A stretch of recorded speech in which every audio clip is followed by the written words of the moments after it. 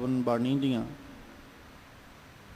ਲੜੀਵਾਰ ਵਿਚਾਰਾਂ ਨਿਤਾ ਪ੍ਰਤੀ ਆਪ ਸੰਗਤਾਂ ਗੁਰੂ ਦਰਬਾਰ ਅੰਦਰ ਜੁੜ ਕਰਕੇ ਔਰ ਆਪਣੇ ਆਪਣੇ ਘਰਾਂ ਵਿੱਚ ਬੈਠ ਕਰਕੇ ਇਸ ਪਾਵਨ ਸਥਾਨ ਤੋਂ ਸਰਵਣ ਕਰਦੀਆਂ ਉਹ ਚੱਲ ਰਹੀਆਂ ਲੜੀਵਾਰ ਗੁਰਬਾਣੀ ਵਿਚਾਰਾਂ ਦੇ ਨਾਲ ਸਾਂਝ ਪਾਈਏ। ਜਿੱਥੇ ਅੱਜ ਆਪਾਂ ਲੜੀਵਾਰ ਗੁਰਬਾਣੀ ਵਿਚਾਰਾਂ ਨੂੰ ਸਾਂਝਿਆਂ ਕਰਨਾ ਹੈ, ਉੱਥੇ ਨਾਲ ਨਾਲ ਜੋ ਪਿਛਲੇਰੇ ਦਿਨਾਂ ਤੋਂ ਸਾਕਾ ਨੀਲਾ ਤਾਰਾ ਦੀਆਂ ਲੜੀਵਾਰ ਵਿਚਾਰਾਂ ਆਪਾਂ ਸਾਂਝੀਆਂ ਕਰਦੇ ਆ ਰਹੇ ਹਾਂ, ਉਹਨਾਂ ਨੂੰ ਵੀ ਵਿਚਾਰਨਾ ਹੈ। ਔਰ ਨਾਲ ਨਾਲ ਅੱਜ ਪੰਚਮ ਪਾਤਸ਼ਾਹ ਧੰਨ ਗੁਰੂ ਅਰਜਨ ਸਾਹਿਬ ਜੀ ਦਾ ਸ਼ਹੀਦੀ ਪੁਰਬ ਵੀ ਹੈ, ਤੇ ਆਪਾਂ ਉਹ ਇਤਿਹਾਸ ਦੇ ਪੰਨਿਆਂ ਨੂੰ ਵੀ ਸਮੇਂ ਦੇ ਮੁਤਾਬਕ ਵਿਚਾਰਨ ਦੀ ਕੋਸ਼ਿਸ਼ ਯਤਨ ਕਰਨਾ ਹੈ। ਵਿਚਾਰਾਂ ਦੀ ਆਰੰਭਤਾ ਤੋਂ ਪਹਿਲਾਂ ਸਤਿਗੁਰੂ ਧੰਨ ਗੁਰੂ ਗ੍ਰੰਥ ਸਾਹਿਬ ਜੀ ਕਿਰਪਾ ਕਰਨ, ਆਪਣਾ ਮਿਹਰ ਭਰਿਆ ਹੱਥ ਸਿਰ ਤੇ ਰੱਖਣ। ਮਾਲਕ ਜੀ ਆਪ ਰਸਨਾ ਉੱਤੇ ਵਰਤ ਕੇ ਆਪਣੀ ਪਾਵਨ ਬਾਣੀ, ਆਪਣੇ ਪਾਵਨ ਸ਼ਬਦ ਔਰ ਇਤਿਹਾਸ ਦੀਆਂ ਵਿਚਾਰਾਂ ਸਤਿਗੁਰੂ ਜੀ ਆਪ ਕਰਵਾ ਲੈਣ ਔਰ ਆਪ ਸਰਬੱਤ ਸੰਗਤ ਬਖਸ਼ੋ ਅਸੀਸ। ਕੋਈ ਰਸਨਾ ਵਾਂਝੀ ਨਾ ਰਹੇ। ਦੋਵੇਂ ਹੱਥ ਜੋੜ ਆਪਣੀਆਂ ਮਨ ਬਿਰਤੀਆਂ ਇਕਾਗਰ ਕਰਦਿਆਂ ਲਵਾਓ ਗੁਰੂ ਚਰਨਾਂ ਵਿੱਚ ਹਾਜ਼ਰੀ। ਅਦਬ ਸਹਿਤ ਸਰਬੱਤ ਸੰਗਤ ਮਿਲ ਕਰਕੇ ਉਚਾਰਨ ਕਰੋ ਜੀ ਸਤਨਾਮ ਸ੍ਰੀ ਵਾਹਿਗੁਰੂ ਸਾਹਿਬ ਜੀ। ਇੱਕ ਵਾਰ ਫਿਰ ਕਰੋ ਰਸਨਾਵਾਂ ਪਵਿੱਤਰ ਔਰ ਮਿਲ ਕੇ ਆਖੋ ਜੀ ਸਤਨਾਮ ਸ੍ਰੀ ਸਾਹਿਬ ਜੀ। ਵਾਹਿਗੁਰੂ ਸਾਹਿਬ ਜੀ। ਮਾਝ ਮਹੱਲਾ ਪੰਜਵਾ। ਪਾਰ ਬ੍ਰਹਮ ਪ੍ਰਭ ਮੇਘ ਪਠਾਇਆ, ਜਲ ਥਲ ਮਹੀਲ ਦਹ ਦਿਸ ਵਰਸਾਇਆ। ਸ਼ਾਂਤ ਭਈ ਬੁੱਝੀ ਸਭ ਤ੍ਰਿਸ਼ਨਾ, ਆਨੰਦ ਭਇਆ ਸਭ ਠਾਈ ਜਿਉ।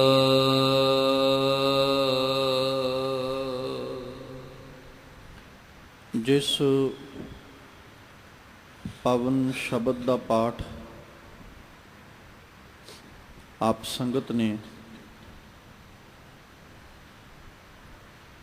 ਬੜੇ ਅਦਬ ਸਤਿਕਾਰ ਦੇ ਨਾਲ ਪਿਆਰ ਸਹਿਤ ਮਾਨਯੋਗ ਭਾਈ ਸਾਹਿਬ ਹੋਰਾਂ ਪਾਸੋਂ ਸਰਵਣ ਕੀਤਾ ਹੈ, ਇਹ ਪਾਵਨ ਬਚਨ ਪੰਚਮ ਗੁਰਦੇਵ ਧੰਨ ਗੁਰੂ ਅਰਜਨ ਸਾਹਿਬ ਜੀ ਕੇ ਮੁਖਾਰਬਿੰਦ ਤੋਂ ਉਚਾਰਨ ਕੀਤੇ ਹੋਏ ਮਾਝ ਰਾਗ ਦੇ ਅੰਦਰ ਗੁਰੂ ਗ੍ਰੰਥ ਸਾਹਿਬ ਜੀ ਕੇ ਪਾਵਨ ਅੰਗ 106 ਦੇ ਉੱਪਰ ਸੁਭਾਇਮਾਨ। ਅੱਜ ਦੇ ਇਹਨਾਂ ਪਾਵਨ ਸ਼ਬਦਾਂ ਦੇ ਰਾਹੀਂ, ਪਾਵਨ ਬਚਨਾਂ ਦੇ ਰਾਹੀਂ ਗੁਰੂ ਅਰਜਨ ਸਾਹਿਬ ਜੀ ਨੇ ਫਿਰ ਅਕਾਲ ਪੁਰਖ ਪਰਮੇਸ਼ਵਰ ਜੀ ਕੀ ਕਿਰਪਾ, ਉਸ ਦੀ ਰਹਿਮਤ ਦਾ ਜ਼ਿਕਰ ਕੀਤਾ ਔਰ ਮਾਲਕ ਪਾਤਸ਼ਾਹ ਦੀ ਰਹਿਮਤ ਦਾ ਜ਼ਿਕਰ ਕਰਦੇ ਆ, ਕਿਰਪਾ ਦੀ ਬਾਰਿਸ਼ ਦਾ, ਕਿਰਪਾ ਦੇ ਬੱਦਲਾਂ ਦਾ ਜ਼ਿਕਰ ਕਰਦੇ ਨੇ।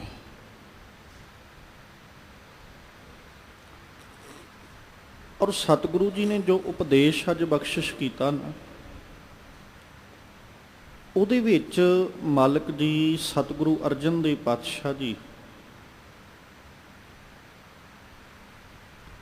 ਸਾਡੇ ਜੀਵਨਾਂ ਦੇ ਅੰਦਰ ਸ਼ਾਂਤੀ ਔਰ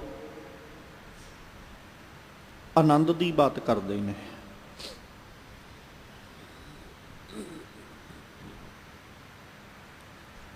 ਇੱਕ ਬਾਤ ਅਸੀਂ ਚੇਤੇ ਰੱਖੀਏ, ਮਨੁੱਖਾ ਯਤਨ ਜਿੰਨਾ ਮਰਜ਼ੀ ਅਸੀਂ ਕਰ ਲਈਏ, ਨਾ ਤੇ ਸਾਡੇ ਜੀਵਨਾਂ ਅੰਦਰ ਟਿਕਾ ਹੈ ਤੇ ਨਾ ਹੀ ਸਾਡੇ ਜੀਵਨਾਂ ਦੇ ਅੰਦਰਲੀ ਤ੍ਰਿਸ਼ਨਾ ਬੁੱਝਦੀ ਹੈ ਤੇ ਆਨੰਦ ਆਉਂਦਾ। ਮਨੁੱਖਾ ਯਤਨ ਬਹੁਤਾਤ ਕੀਤੇ ਜਾਂਦੇ ਨੇ ਕਿ ਕਿਸੇ ਨਾ ਕਿਸੇ ਤਰੀਕੇ ਸਾਡੇ ਜ਼ਿੰਦਗੀ ਦੀਆਂ ਲਾਲਸਾਵਾਂ ਮੁੱਕ ਜਾਣ ਔਰ ਜ਼ਿੰਦਗੀ ਸ਼ਾਂਤੀ ਔਰ ਸਕੂਨ ਵਾਲੀ ਬਣ ਜਾਏ ਔਰ ਇੱਕ ਸਦੀਵ ਆਨੰਦ ਖੇੜਾ ਸਾਡੇ ਜੀਵਨ ਵਿੱਚ, ਖੁਸ਼ੀ ਸਾਡੇ ਜੀਵਨ ਵਿੱਚ ਬਣੀ ਰਹੇ। ਜਿਸ ਲਈ ਮਨੁੱਖੀ ਜੀਵਨ ਸਦਾ ਯਤਨਸ਼ੀਲ ਰਹਿੰਦਾ ਹੈ, ਕੋਸ਼ਿਸ਼ ਕਰਦਾ ਰਹਿੰਦਾ ਹੈ। ਇੱਕ ਮਨ ਅੰਦਰ ਭਰਮ ਪਾਲ ਕੇ ਚੱਲਦਾ ਹੈ ਵੀ ਸ਼ਾਇਦ ਮਨ ਦੀਆਂ ਲਾਲਸਾਵਾਂ ਜਿਉਂ-ਜਿਉਂ ਪੂਰੀਆਂ ਕਰੀ ਜਾਵਾਂਗਾ ਤਿਉਂ-ਤਿਉਂ ਜ਼ਿੰਦਗੀ ਅੰਦਰ ਟਿਕਾ ਆਉਂਦਾ ਜਾਏਗਾ। ਜਦੋਂ ਇਨਸਾਨ ਇਹ ਭਰਮ ਪਾਲ ਕੇ ਮਨੁੱਖੀ ਯਤਨ ਕਰਦਾ ਹੈ ਜਾਂ ਮਨੁੱਖੀ ਜੀਵਨ ਅੰਦਰ ਯਤਨਸ਼ੀਲ ਹੁੰਦਾ ਹੈ ਤੇ ਉਦੋਂ ਸਭ ਤੋਂ ਵੱਡੀ ਆਪਣੇ ਜੀਵਨ ਅੰਦਰ ਭਟਕਣਾ ਆਪ ਪਾਲ ਲੈਂਦਾ। ਹਾਲਾਂਕਿ ਤੁਰਿਆ ਤੇ ਸੀ ਸਕੂਨ ਲੱਭਣ ਵਾਸਤੇ, ਤੁਰਿਆ ਤੇ ਸੀ ਟਿਕਾ ਲੱਭਣ ਵਾਸਤੇ, ਪਰ ਅਫਸੋਸ ਇਸ ਗੱਲ ਦੇ ਵੀ ਇੱਕ ਭਰਮ ਪਾਲ ਲਿਆ ਵੀ ਲਾਲਸਾਵਾਂ ਜਿਵੇਂ ਜਿਵੇਂ ਪੂਰੀਆਂ ਹੁੰਦੀਆਂ ਜਾਣਗੀਆਂ ਤਿਵੇਂ ਤਿਵੇਂ ਟਿਕਾ ਮਿਲੇਗਾ। ਇਹਦੇ 'ਚ ਕੋਈ ਅਤਕਥਨੀ ਵੀ ਨਹੀਂ ਹੈ। ਜਦੋਂ ਇੱਕ ਲਾਲਸਾ ਪੂਰੀ ਹੁੰਦੀ ਹੈ ਟਿਕਾ ਮਿਲਦਾ ਹੈ, ਪਰ ਉਹ ਟਿਕਾ ਕੁਝ ਚਿਰ ਵਾਸਤੇ ਹੈ, ਇੱਕ ਪਲ, ਦੋ ਪਲ, ਇੱਕ ਦਿਨ, ਦੋ ਦਿਨ, ਮਹੀਨਾ, 2 ਮਹੀਨੇ, ਬਸ ਇੰਨਾ ਕੁ ਟਿਕਾ। ਉਦੋਂ ਬਾਅਦ ਵਿੱਚ ਜਿਹੜਾ ਉਦੋਂ ਮਗਰੋਂ ਭਟਕਣਾ ਬਣਦੀ ਨਾ, ਭ੍ਰਮਣ ਬਣਦਾ, ਉਹ ਉਦੋਂ ਵਧੇਕ ਬਣਦਾ, ਉਦੋਂ ਘਟ ਕੇ ਨਹੀਂ ਬਣਦਾ, ਕਿਉਂਕਿ ਪਹਿਲੋਂ ਲਾਲਸਾ ਛੋਟੀ ਸੀ, ਹੁਣ ਲਾਲਸਾ ਵਧੀ ਹੈ, ਘਟੀ ਨਹੀਂ ਹੈ। ਜਿਸ ਕਰਕੇ ਹੁਣ ਯਤਨ ਵੀ ਉਦੋਂ ਵਧੇਕ ਕਰਨਾ ਪਏਗਾ, ਭਟਕਣਾ ਵੀ ਉਦੋਂ ਜ਼ਿਆਦਾ ਹੋਏਗੀ, ਕੋਸ਼ਿਸ਼ ਵੀ ਉਦੋਂ ਜ਼ਿਆਦਾ ਹੋਏਗੀ। ਸੁਭਾਵਿਕ ਜਿਹੀ ਬਾਤ ਹੈ, ਲਾਲਸਾ ਛੋਟੀ ਸੀ, ਭਟਕਣਾ ਥੋੜੀ ਸੀ। ਲਾਲਸਾ ਵੱਡੀ ਹੋਈ ਤੇ ਭਟਕਣਾ ਵੀ ਵੱਧ ਗਈ। ਲਾਲਸਾ ਛੋਟੀ ਸੀ, ਇੱਛਾ ਥੋੜੀ ਸੀ, ਯਤਨ ਘੱਟ ਸੀ। ਹੁਣ ਇੱਛਾ ਵੱਧ ਗਈ, ਹੁਣ ਯਤਨ ਵੀ ਵਧੇਗਾ। ਤੇ ਜਦੋਂ ਮਨੁੱਖੀ ਜੀਵਨ ਦੇ ਅੰਦਰੋਂ ਕਹਿ ਲਓ ਵੀ ਇੱਕ ਲਾਲਸਾ ਦੇ ਕਰਕੇ ਇਹਦੇ ਟਿਕਾ ਜੀਵਨ ਵਿਚਲਾ ਮੁੱਕਦਾ ਜਾਂਦਾ ਹੈ, ਤੇ ਜਦੋਂ ਲਾਲਸਾਵਾਂ ਦੀ ਪਰਮਾਰ ਬਣ ਜਾਏਗੀ ਤੇ ਉਦੋਂ ਜ਼ਿੰਦਗੀ ਵਿੱਚ ਟਿਕਾ ਕਿਵੇਂ ਆਏਗਾ? ਇਸੇ ਕਰਕੇ ਜਦੋਂ ਗੁਰੂ ਅਰਜਨ ਸਾਹਿਬ ਜੀ ਨੇ ਉਪਦੇਸ਼ ਦਿੱਤਾ ਤੇ ਮਾਲਕ ਜੀ ਜ਼ਿਕਰ ਕਰਦੇ ਆ, ਆਖਦੇ ਕਿ ਸਾਡੇ ਮਨ ਦੀਆਂ ਲਾਲਸਾਵਾਂ ਐਸੀਆਂ ਨੇ ਜਿਵੇਂ ਅੱਗ ਹੋਵੇ ਤੇ ਅੱਗ ਦੇ ਵਿੱਚ ਬਾਲਣ ਪਾਉਣ ਦੇ ਨਾਲ ਕਦੇ ਅੱਗ ਤਰਾਪਦੀ ਨਹੀਂ ਹੈ, ਰੱਜਦੀ ਨਹੀਂ ਹੈ। ਅਸੀਂ ਲੱਖਾਂ ਯਤਨ ਕਰ ਲਈਏ, ਭਾਵੇਂ ਲੱਖ ਟਨ ਦੀ ਗਿਣਤੀ ਵਿੱਚ ਕਿਉਂ ਨਾ ਅਸੀਂ ਬਾਲਣ ਪਾ ਦਈਏ, ਪਰ ਅੱਗ ਨੇ ਕਦੇ ਜ਼ੁਬਾਨ ਤੋਂ ਬੋਲ ਕੇ ਇਹ ਨਹੀਂ ਕਹਿਣਾ ਵੀ ਸੱਜਣਾ ਮੈਂ ਤ੍ਰਿਪਤ ਹੋ ਗਈ ਹਾਂ, ਮੈਂ ਰੱਜ ਗਈ ਹਾਂ। ਕੁਝ ਪਲਾਂ ਵਾਸਤੇ, ਕੁਝ ਸਮੇਂ ਵਾਸਤੇ ਉਹ ਅੱਗ ਉਸ ਬਾਲਣ ਦੇ ਹੇਠਾਂ ਦੱਬੀ ਤੇ ਜਾਂਦੀ ਹੈ, ਪਰ ਸਮਾਂ ਗੁਜ਼ਰਨ ਤੋਂ ਬਾਅਦ ਵਿੱਚ ਉਹ ਵੱਡੇ ਭਾਂਬੜਾਂ ਦਾ ਰੂਪ ਲੈ ਕੇ ਫਿਰ ਦੁਬਾਰਾ ਮੱਚ ਉੱਠਦੀ ਹੈ। ਬਸ ਉਸੇ ਤਰ੍ਹਾਂ ਸਾਡੇ ਮਨ ਦੀਆਂ ਲਾਲਸਾਵਾਂ ਨੇ, ਤ੍ਰਿਸ਼ਨਾਵਾਂ ਨੇ। ਜਦੋਂ ਸਾਡੇ ਮਨ ਦੀ ਇੱਕ ਇੱਛਾ ਪੂਰੀ ਹੁੰਦੀ ਹੈ, ਬਸ ਇਉਂ ਕਹਿ ਲਓ ਅੱਗ ਦੇ ਉੱਤੇ ਬਹੁਤ ਭਾਰੀ ਮਾਤਰਾ ਵਿੱਚ ਬਾਲਣ ਪਾਇਆ ਤੇ ਉਹ ਅੱਗ ਦੀਆਂ ਲਾਟਾਂ ਬਾਲਣ ਦੇ ਹੇਠਾਂ ਦਬ ਗਈਆਂ। ਉਹ ਦਬੀਆਂ ਹੋਈਆਂ ਸਾਡੇ ਮਨ ਵਿੱਚ ਭਰਮ ਪਾਉਂਦੀਆਂ ਨੇ ਕਿ ਅੱਗ ਰੱਜ ਗਈ ਹੈ, ਅੱਗ ਤਰਾਪ ਗਈ ਹੈ, ਅੱਗ ਨੂੰ ਕਹਿ ਲਓ ਵੀ ਸਬਰ ਆ ਗਿਆ। ਪਰ ਕੁਝ ਸਮੇਂ ਬਾਅਦ ਉਹੀ ਅੱਗ ਦੀਆਂ ਲਾਟਾਂ ਫਿਰ ਬੜੇ ਵੱਡੇ ਭਾਂਬੜਾਂ ਦੇ ਰੂਪ ਵਿੱਚ ਮੱਚਦੀਆਂ। ਫਿਰ ਉਹ ਜਦੋਂ ਭਾਂਬੜ ਬਣ ਮੱਚਦੀਆਂ ਤੇ ਸਾਡੇ ਮਨ ਦਾ ਟਿਕਾ, ਸ਼ਾਂਤੀ, ਸਕੂਨ ਉਸੇ ਤਰ੍ਹਾਂ ਸੜ ਕੇ ਸਵਾਹ ਹੋ ਜਾਂਦਾ ਜਿਵੇਂ ਅੱਗ ਬਾਲਣ ਨੂੰ ਸਵਾਹ ਕਰਦੀ ਹੈ। ਖੈਰ, ਸਾਹਿਬ ਜੀ ਨੇ ਅੱਜ ਜ਼ਿਕਰ ਕੀਤਾ, ਕਹਿੰਦੇ ਪਾਰ ਬ੍ਰਹਮ ਪ੍ਰਭ ਮੇਘ ਪਠਾਇਆ। ਅਕਾਲ ਪੁਰਖ ਪਰਮੇਸ਼ਵਰ ਜੀ ਨੇ ਕਿਰਪਾ ਕੀਤੀ ਤੇ ਕਿਰਪਾ ਕਰਦਿਆਂ ਹੋਇਆਂ ਉਹਨਾਂ ਨੇ ਬੱਦਲ ਭੇਜੇ। ਬੱਦਲ ਆ ਗਏ। ਹੁਣ ਇਹ ਬੱਦਲ ਜਦੋਂ ਆਕਾਸ਼ ਦੇ ਅੰਦਰ ਛਾਉਂਦੇ ਨੇ, ਫੈਲਦੇ ਨੇ, ਤੇ ਉਹਨਾਂ ਬੱਦਲਾਂ ਨੂੰ ਵੇਖ ਕੇ ਨਾ ਭਾਵੇਂ ਉਹ ਵਰਖਾ ਨਾ ਹੀ ਕਰਨ, ਮੀਂਹ ਨਾ ਹੀ ਪਵੇ, ਇੱਕ ਆਸ ਵੱਜ ਜਾਂਦੀ ਵੀ ਮੀਂਹ ਆਏਗਾ। ਉਹ ਵੱਖਰੀ ਗੱਲ ਹੈ ਵੀ ਜਦੋਂ ਕਿਤੇ ਹਵਾ ਚੱਲੇ, ਹਨੇਰੀ ਚੱਲੇ ਤੇ ਉਹ ਬੱਦਲ ਉਡਾ ਕੇ ਲੈ ਜਾਂਦੀ ਤੇ ਅਸੀਂ ਫਿਰ ਵੀ ਚੜ੍ਹ ਕੇ ਤੇ ਬੜਾ ਆਇਆ ਸੀ, ਪਰ ਮੀਂਹ ਨਹੀਂ ਪਿਆ। ਇੱਥੇ ਹੁਣ ਜਿਹੜਾ ਜ਼ਿਕਰ ਗੁਰੂ ਸਾਹਿਬ ਕਰ ਰਹੇ ਵੀ ਜਦੋਂ ਅਕਾਲ ਪੁਰਖ ਪਰਮੇਸ਼ਵਰ ਜੀ ਆਪ ਰਹਿਮਤ ਕਰਕੇ ਆਪਣੀ ਕਿਰਪਾ ਰੂਪ ਬੱਦਲਾਂ ਨੂੰ ਭੇਜਦੇ ਨੇ ਮਨੁੱਖਾ ਜੀਵਨ ਅੰਦਰ, ਇੱਥੇ ਬਾਹਰੀ ਤੌਰ ਦੀ ਗੱਲ ਹੀ ਨਹੀਂ ਹੈ। ਜਦੋਂ ਅਕਾਲ ਪੁਰਖ ਪਰਮੇਸ਼ਵਰ ਜੀ ਆਪਣਾ ਕਿਰਪਾ ਰੂਪੀ ਬੱਦਲ ਮਨੁੱਖ ਦੀ ਜ਼ਿੰਦਗੀ ਅੰਦਰ ਘੱਲਦੇ ਨੇ ਤੇ ਇਹ ਬੱਦਲ ਐਸੇ ਨੇ ਵੀ ਇਹ ਕਦੇ ਬਿਨਾਂ ਵਰਖਾ ਕੀਤਿਆਂ ਨਹੀਂ ਗਏ, ਜਾਂ ਇਉਂ ਕਹਿ ਲਓ ਇਹ ਬੱਦਲ ਐਸੇ ਨੇ ਵੀ ਇੱਕ ਵਾਰੀ ਜਿਸ ਜੀਵਨ ਵਿੱਚ ਆ ਜਾਣ ਨਾ, ਉਸ ਜੀਵਨ ਅੰਦਰ ਸਦੀਵ ਕਿਰਪਾ ਦੀ ਬਾਰਿਸ਼ ਹੁੰਦੀ ਰਹਿੰਦੀ ਹੈ ਤੇ ਉਹ ਜੀਵਨ ਸਦਾ ਹਰਿਆ ਭਰਿਆ ਰਹਿੰਦਾ, ਖੁਸ਼ਹਾਲ ਰਹਿੰਦਾ ਹੈ, ਜਿਸ ਜੀਵਨ ਅੰਦਰ ਅਕਾਲ ਪੁਰਖ ਪਰਮੇਸ਼ਵਰ ਜੀ ਕੇ ਰਹਿਮਤ ਰੂਪ ਬੱਦਲ ਆ ਜਾਣ। ਸਾਹਿਬ ਜੀ ਨੇ ਆਖਿਆ ਪਾਰ ਬ੍ਰਹਮ ਪ੍ਰਭ ਮੇਘ ਪਠਾਇਆ, ਉਹ ਐਸੇ ਬੱਦਲ ਭੇਜੇ ਉਹਨਾਂ ਨੇ ਜਲ ਥਲ ਮਹੀਲ ਸਾਰੇ ਪਾਸੇ ਕੀ ਕੀਤਾ, ਦਖ ਦਿਸ਼ ਵਰਸਾਇਆ।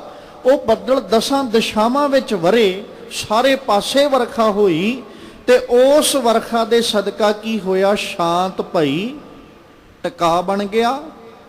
ਬੁੱਝੀ ਸਭ ਤ੍ਰਿਸ਼ਨਾ, ਲੱਗੇ ਹੋਏ ਭਾਂਬੜ ਮੱਚੀ ਹੋਈ ਅੱਗ ਸਾਰੀ ਬੁੱਝ ਗਈ। ਆਨੰਦ ਭਇਆ ਸਭ ਠਾਈ ਜੀਓ, ਤੇ ਸਾਰੇ ਪਾਸੇ ਨਾ ਹੁਣ ਆਨੰਦ ਹੀ ਆਨੰਦ ਨਜ਼ਰ ਹੀ ਆਉਂਦਾ। ਇੱਕ ਨਾ ਬਾਬਾ ਕਬੀਰ ਸਾਹਿਬ ਜੀ ਦਾ ਪਾਵਨ ਬਚਨ ਹੈ, ਉੱਥੇ ਉਹਨਾਂ ਜ਼ਿਕਰ ਗਿਆਨ ਦੀ ਹਨੇਰੀ ਦਾ ਕੀਤਾ। ਗਿਆਨ ਦੀ ਹਨੇਰੀ ਦਾ ਜ਼ਿਕਰ ਕਰਨ ਤੋਂ ਬਾਅਦ ਵਿੱਚ ਨਾ ਬਾਬਾ ਜੀ ਕਹਿੰਦੇ ਵੀ ਫਿਰ ਵਰਖਾ ਹੁੰਦੀ ਕਿਰਪਾ ਦੀ।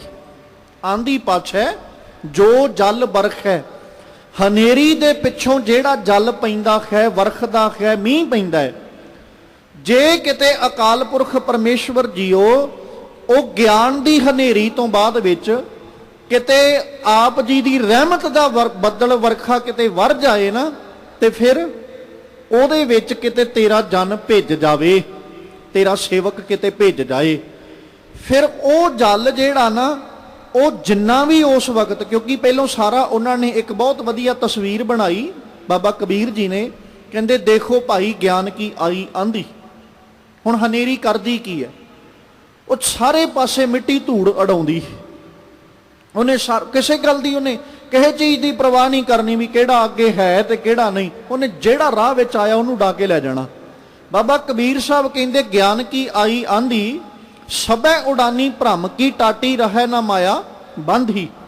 ਦੁਚਿੱਤੇ ਕੀ ਦੋਇ ਥੂਨ ਗਿਰਾਨੀ, ਮੋਹ ਬਲੇਂਡਾ ਟੂਟਾ। ਤ੍ਰਿਸ਼ਨਾ ਸ਼ਾਨ ਪਰੀ ਤਿਸ ਉੱਪਰ ਦੁਰਮਤ ਭਾਂਡਾ ਫੂਟਾ। ਸਾਰਾ ਕੁਝ ਹੀ ਖਤਮ ਹੋ ਗਿਆ। ਹੁਣ ਇਸ ਜਿਹੜੀ ਹਨੇਰੀ ਚੱਲੀ ਹੈ, ਇਹਨੇ ਕੀ ਕੀਤਾ, ਸਭੈ ਉਡਾਨੀ ਭ੍ਰਮ ਕੀ ਟਾਟੀ, ਐ ਭਰਮ ਦੀਆਂ ਭਟਕਣਾ ਦੀਆਂ ਖੇਹ ਉਡਾ ਕੇ ਰੱਖਦੀ ਇਹਨੇ, ਔਰ ਨਾ ਹੀ ਅੰਦਰ ਦੁਚਿੱਤੀ ਰਹਿਣ ਦਿੱਤੀ ਹੈ, ਨਾ ਹੀ ਅੰਦਰ ਦੁਬਦਾ ਰਹਿਣ ਦਿੱਤੀ ਹੈ। ਇਹਨਾਂ ਸਾਰੀਆਂ ਚੀਜ਼ਾਂ ਨੂੰ ਉਡਾ ਕੇ ਕਹਿ ਲਓ ਵੀ ਨਾਸ਼ ਕਰਤਾ। ਹੁਣ ਉਦੋਂ ਬਾਅਦ ਵਿੱਚ ਜਦੋਂ ਆਪਾਂ ਆਪਣੇ ਸਿਰ ਦੇ ਉੱਤੇ ਛੱਤ ਲਈ ਬੈਠੇ ਸਾਂ ਤੇ ਪਰਮੇਸ਼ਵਰ ਜੀਓ ਤੁਹਾਡੀ ਕਿਰਪਾ ਦੀ ਬਾਰਿਸ਼ ਤੋਂ ਸਖਣੇ ਸਾਂ, ਤੁਸੀਂ ਬੜੀ ਰਹਿਮਤ ਕੀਤੀ, ਪਹਿਲੋਂ ਜ਼ਿੰਦਗੀ ਅੰਦਰ ਗਿਆਨ ਦੀ ਹਨੇਰੀ ਚਲਾਈ। ਉਸ ਗਿਆਨ ਦੀ ਹਨੇਰੀ ਨੇ ਜਿਹੜੀਆਂ ਅਸੀਂ ਭਰਮ ਦੀਆਂ ਛੱਤਾਂ, ਝੁੱਗੀਆਂ, ਝੌਂਪੜੀਆਂ ਬਣਾ ਕੇ ਬੈਠੇ ਸਾਂ, ਉਸ ਗਿਆਨ ਦੀ ਹਨੇਰੀ ਨੇ ਉਹਨਾਂ ਨੂੰ ਉਡਾਇਆ। ਜਦੋਂ ਉਹ ਸਾਰਾ ਕੁਝ ਉੱਡ ਗਿਆ, ਅਸੀਂ ਆਪਣੇ ਜੀਵਨ ਵਿੱਚੋਂ ਭਰਮ ਦੀਆਂ ਛੱਤਾਂ ਤੋਂ ਸਖਣੇ ਹੋ ਗਏ, ਦੁਬਦਾ ਦੀਆਂ ਛੱਤਾਂ ਤੋਂ ਸਖਣੇ ਹੋ ਗਏ, ਤੇ ਉਦੋਂ ਬਾਅਦ ਵਿੱਚ ਫਿਰ ਤੁਸੀਂ ਆਪਣੀ ਕਿਰਪਾ ਦਾ ਮੀਂਹ ਪਾਇਆ। ਜਦੋਂ ਕਿਰਪਾ ਦਾ ਮੀਂਹ ਵਰਿਆ ਤੇ ਅਕਾਲ ਪੁਰਖ ਜੀਓ ਫਿਰ ਉਸ ਵਰਖਾ ਦੇ ਅੰਦਰ ਤੇਰਾ ਸੇਵਕ ਭਿੱਜਿਆ। ਜਦੋਂ ਉਹਦੇ ਵਿੱਚ ਤੇਰਾ ਸੇਵਕ ਭਿੱਜਿਆ ਨਾ, ਤੇ ਫਿਰ ਜੀਵਨ ਅੰਦਰ ਕੀ ਬਣਦਾ, ਸ਼ਾਂਤੀ ਬਣਦੀ, ਸਕੂਨ ਬਣਦਾ।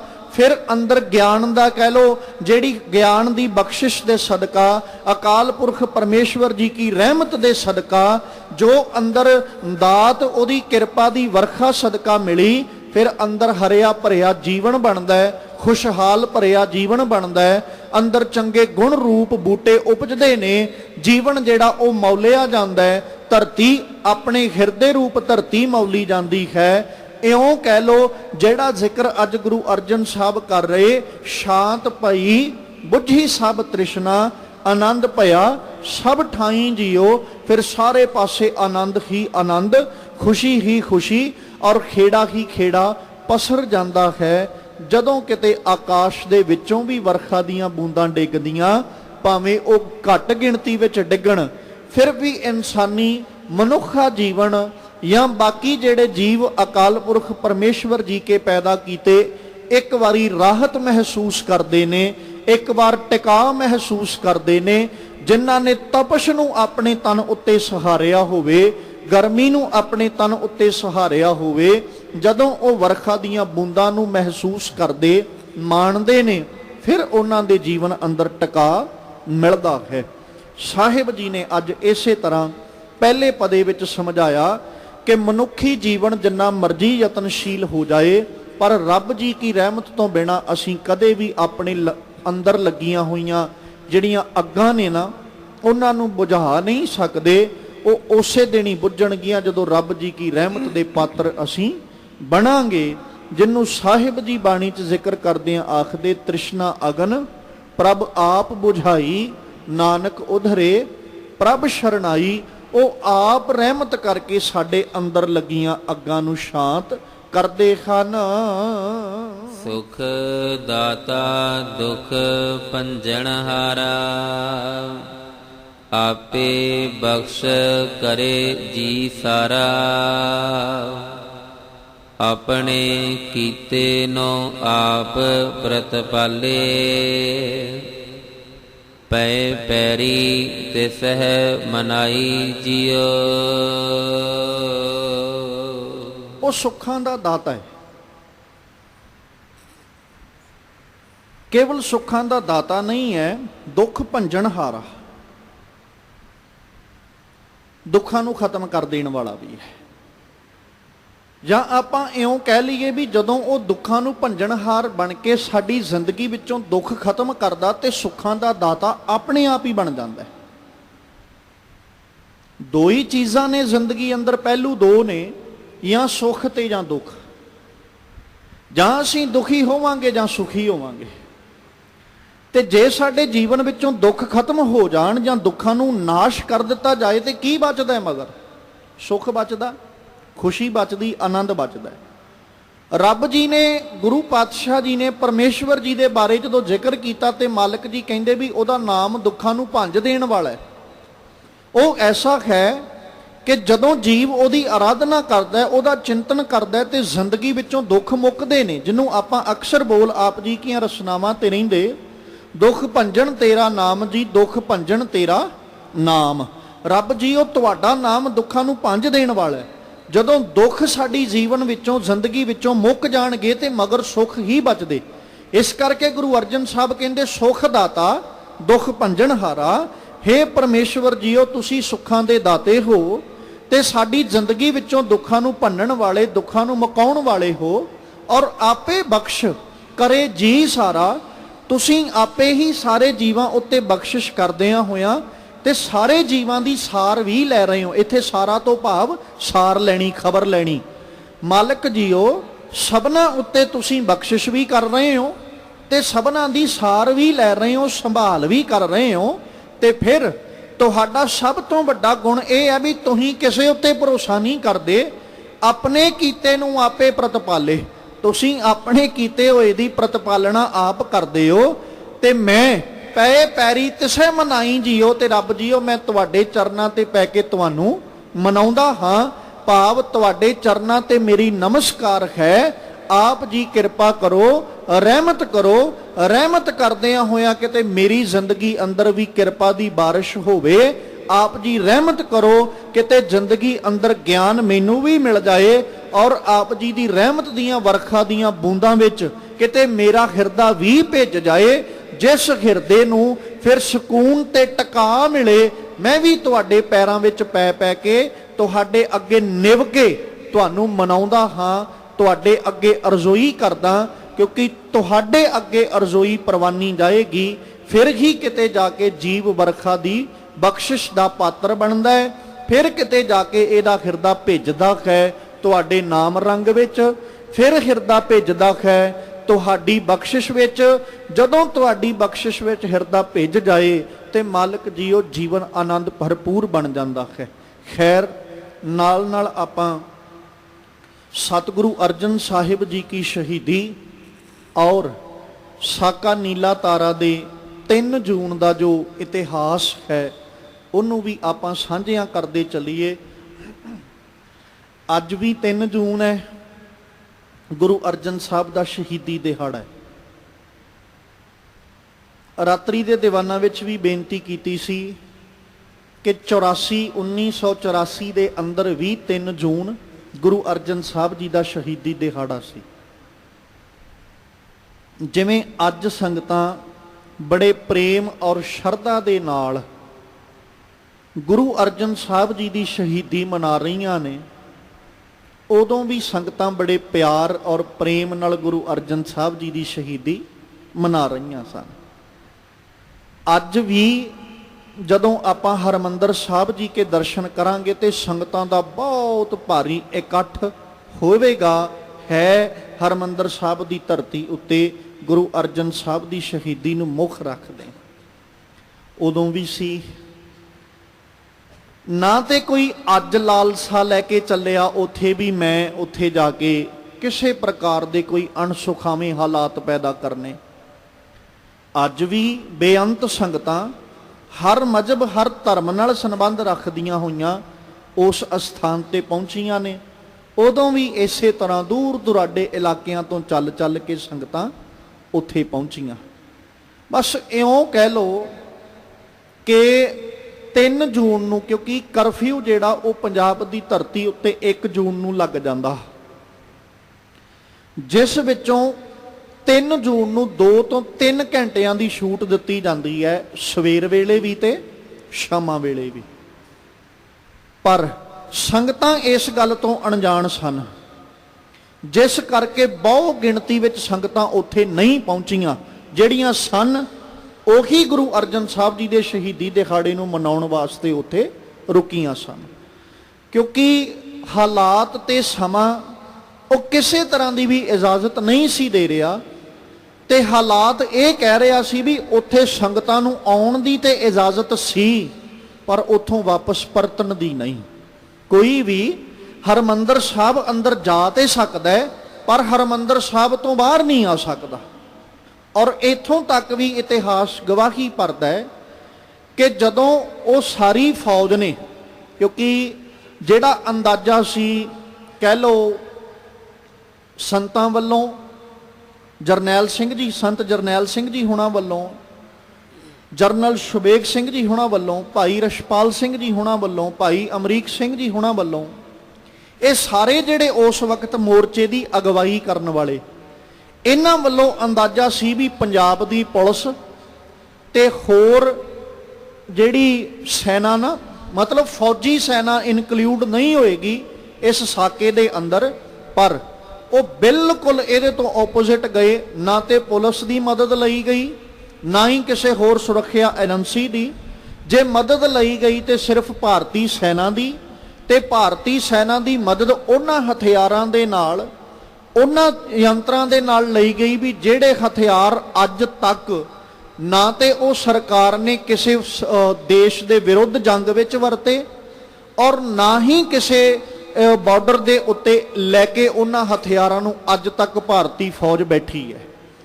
ਜਰਨਲ ਸ਼ੁਬੇਗ ਸਿੰਘ ਜੀ, ਬਸ ਇੰਨਾ ਕੁ ਖਿਆਲ ਰੱਖਿਓ, ਜਿਹੜਾ ਬਰਾੜ ਉਸ ਥਾਂ ਉੱਤੇ ਚੜ੍ਹ ਕੇ ਅਗਵਾਈ ਕਰਦਾ ਹੋਇਆ ਫੌਜ ਦੀ ਆਇਆ, ਉਹ ਬਰਾੜ ਜਰਨਲ ਸ਼ੁਬੇਗ ਸਿੰਘ ਦਾ ਚੇਲਾ ਹੈ, ਸ਼ਾਗਿਰਦ ਹੈ, ਜਿਹੜਾ ਜਿੰਨੀ ਫੌਜ ਦੀ ਟ੍ਰੇਨਿੰਗ ਹੈ ਉਹ ਜਰਨਲ ਸ਼ੁਬੇਗ ਸਿੰਘ ਤੋਂ ਲੈਂਦਾ। ਔਰ ਉਹ ਇਸ ਗੱਲ ਤੋਂ ਜਾਣੂ ਹੈ ਵੀ ਜੇ ਜਰਨਲ ਸ਼ੁਬੇਗ ਸਿੰਘ ਨੇ ਅੰਦਰ ਦੀ ਸਾਰੀ ਆਪਣੇ ਮਾਈਂਡ, ਆਪਣੇ ਦਿਮਾਗ ਨਾਲ ਸਾਰੀ ਵਿਉਂਤਬੰਦੀ ਕੀਤੀ ਨਾ, ਤੇ ਉਹਨਾਂ ਨੂੰ ਮਾਤ ਪਾਉਣੀ ਸਾਡੇ ਵੱਸ ਤੋਂ ਬਾਹਰ ਹੈ।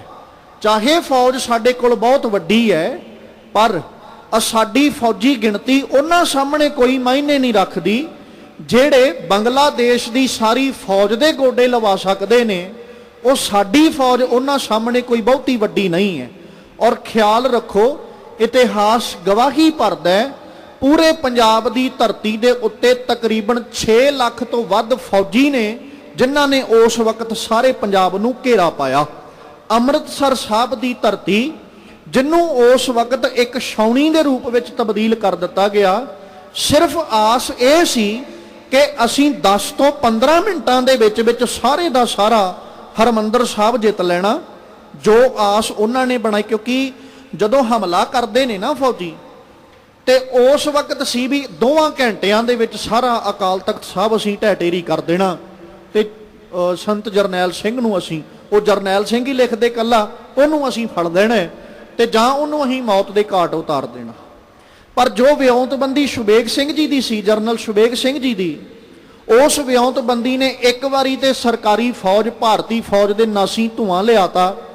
2 ਘੰਟਿਆਂ ਦੀ ਸੋਚ ਰੱਖਣ ਵਾਲੇ 48 ਘੰਟਿਆਂ ਤੱਕ ਵਿਲਕਦੇ ਤੇ ਤੜਫਦੇ ਰਹੇ ਵੀ ਅਸੀਂ ਹਰਮੰਦਰ ਸਾਹਿਬ ਅੰਦਰ ਦਾਖਲ ਹੋ ਸਕੀਏ। 1 ਜੂਨ ਵਾਲੇ ਦਿਨ ਜਿਹੜਾ ਆਪਾਂ ਸਾਂਝਾ ਕੀਤਾ ਸੀ, 1 ਜੂਨ ਵਾਲੇ ਦਿਨ ਕੋਈ ਟਾਵੀਂ ਗੋਲੀ ਜਿਹੜੀ ਹਰਮੰਦਰ ਸਾਹਿਬ ਦਰਬਾਰ ਸਾਹਿਬ ਦੀ ਇਮਾਰਤ ਤੇ ਲੱਗੀ ਸੀ, ਜਿਨ੍ਹਾਂ ਦੇ ਉੱਤੇ ਲਾਲ ਰੰਗ ਦੇ ਨਿਸ਼ਾਨ ਬਣਾ ਕੇ 1 ਜੂਨ 1984 ਲਿਖ ਦਿੱਤਾ ਗਿਆ ਸੀ।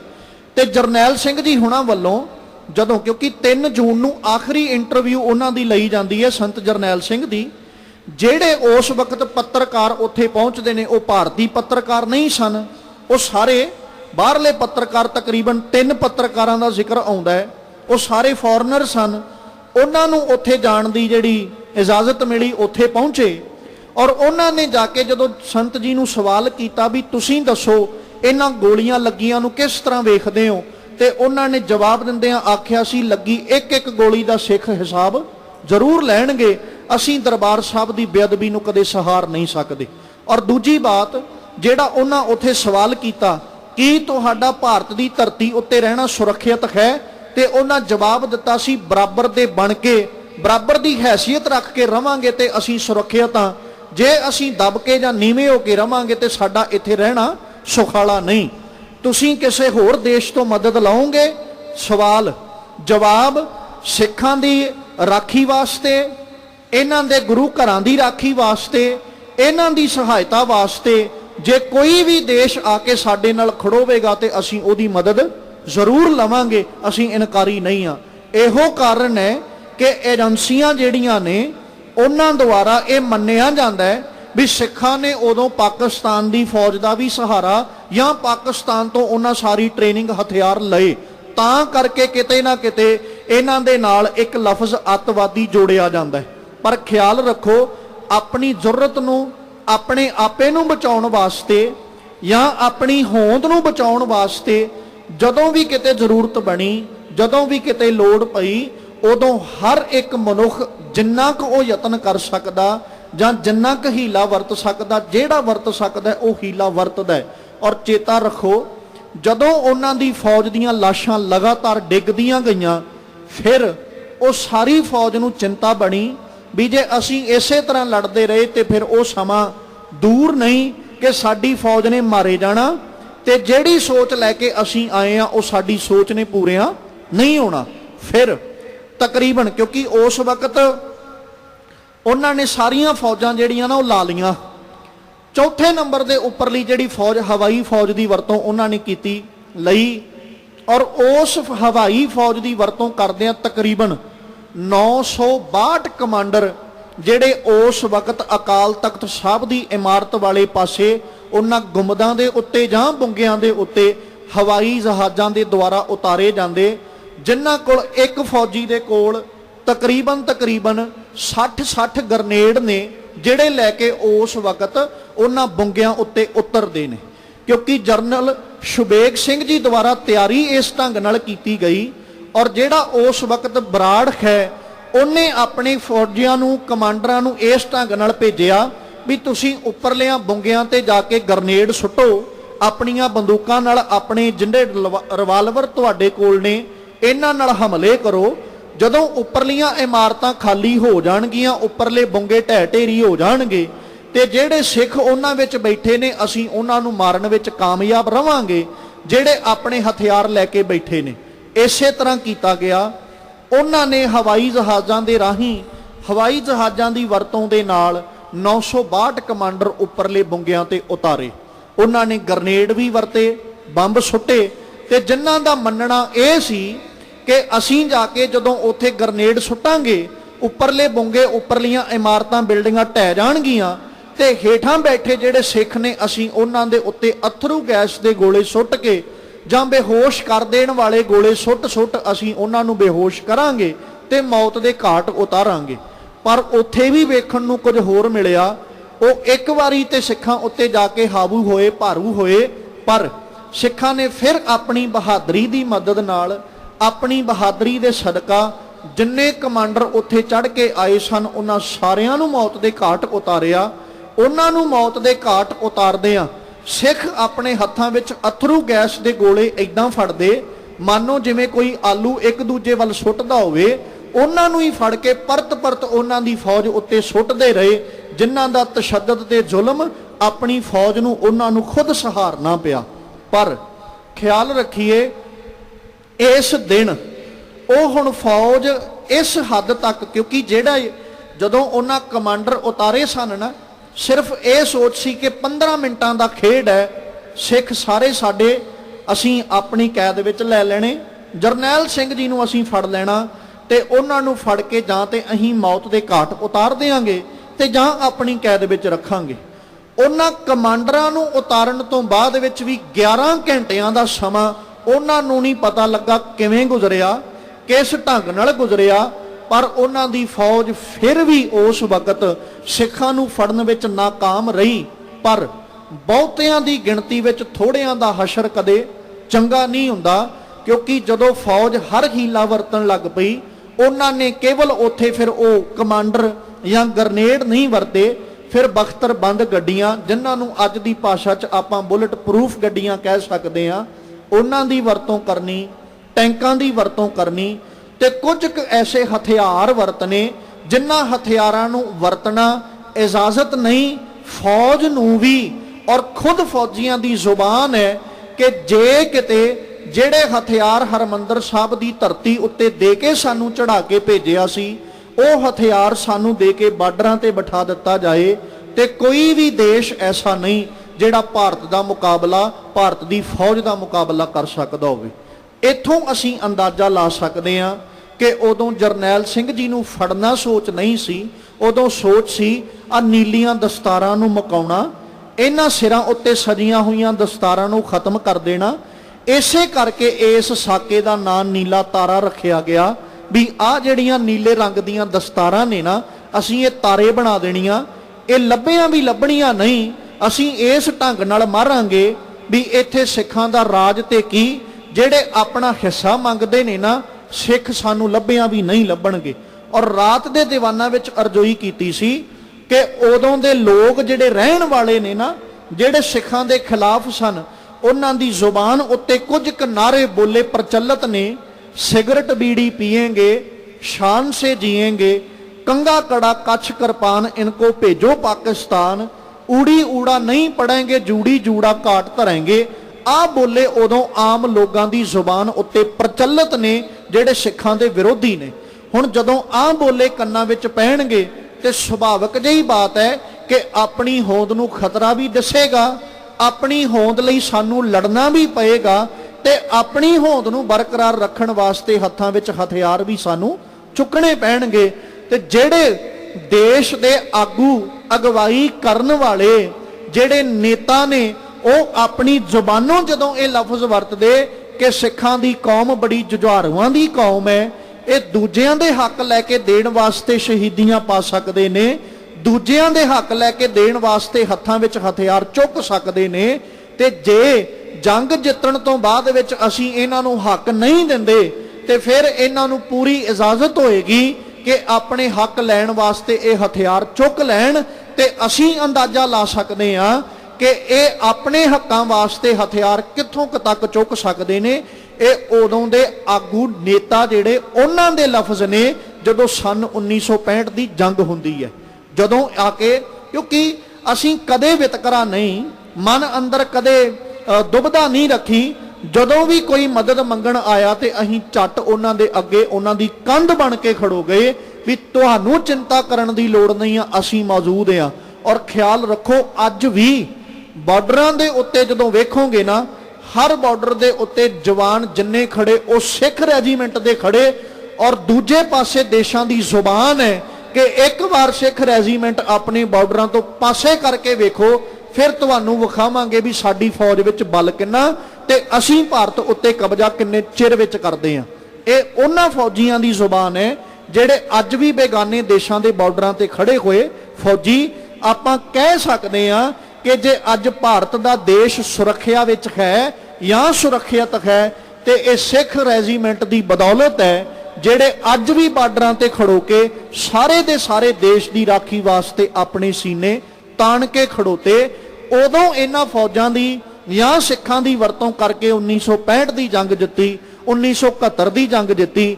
ਪਰ ਅਖੀਰ ਸਾਡੇ ਗਲ ਵਿੱਚ ਫਿਰ ਇੱਕ ਪੇਸ਼ਾ, ਅਜ਼ਰਾਈਨ ਪੇਸ਼ਾ ਕੌਮ ਦਾ ਤਖਤਾ ਪਾਇਆ ਜਾਂਦਾ ਹੈ ਵੀ ਇਹ ਇੱਥੋਂ ਦੇ ਰਹਿਣ ਦੇ ਹੱਕਦਾਰ ਨਹੀਂ, ਜ਼ੁਲਮ ਕਰਨਾ ਤੇ ਇਹਨਾਂ ਦਾ ਪੇਸ਼ਾ ਹੈ, ਹਥਿਆਰਾਂ ਨਾਲ ਰਹਿਣਾ ਤੇ ਇਹਨਾਂ ਦਾ ਸ਼ੌਂਕ ਹੈ। ਜਦੋਂ ਇਹ ਸਾਰਾ ਕੁਝ ਤਨਾਂ ਉੱਤੇ ਹੰਡਾਇਆ ਹੋਵੇ ਨਾ, ਤੇ ਅੰਦਰੋਂ ਜਦੋਂ ਖੂਨ ਜਿਹੜਾ ਨਾ ਆਪਣੇ ਹੱਕਾਂ ਵਾਸਤੇ ਉਬਾਲੇ ਮਾਰ ਰਿਹਾ ਹੋਵੇ, ਆਪਣੀ ਹੋਂਦ ਨੂੰ ਬਚਾਉਣ ਵਾਸਤੇ ਤੇ ਪੰਛੀ ਵੀ ਹੀਲਾ ਕਰਦਾ ਹੈ, ਆਪਣੀ ਹੋਂਦ ਨੂੰ ਬਚਾਉਣ ਵਾਸਤੇ ਇੱਕ ਜਾਨਵਰ ਵੀ ਹੀਲਾ ਕਰਦਾ, ਤੇ ਅਸੀਂ ਤੇ ਫਿਰ ਇਨਸਾਨ ਆ, ਆਪਣੀ ਹੋਂਦ ਲਈ ਅਸੀਂ ਕਿਉਂ ਨਾ ਹੀਲਾ ਕਰਦੇ। ਔਰ ਉਹ ਜਿਹੜੀ ਫੌਜ ਮੁਕਾਬਲਾ ਕਰਨ ਵਾਲੀ ਨਾ, ਉਹਨਾਂ ਦੀ ਜ਼ੁਬਾਨੀ ਹੈ ਕਿ ਅਸੀਂ ਸੋਚ ਕੇ ਤੇ ਕੁਝ ਹੋਰ ਆਏ ਸਾਂ।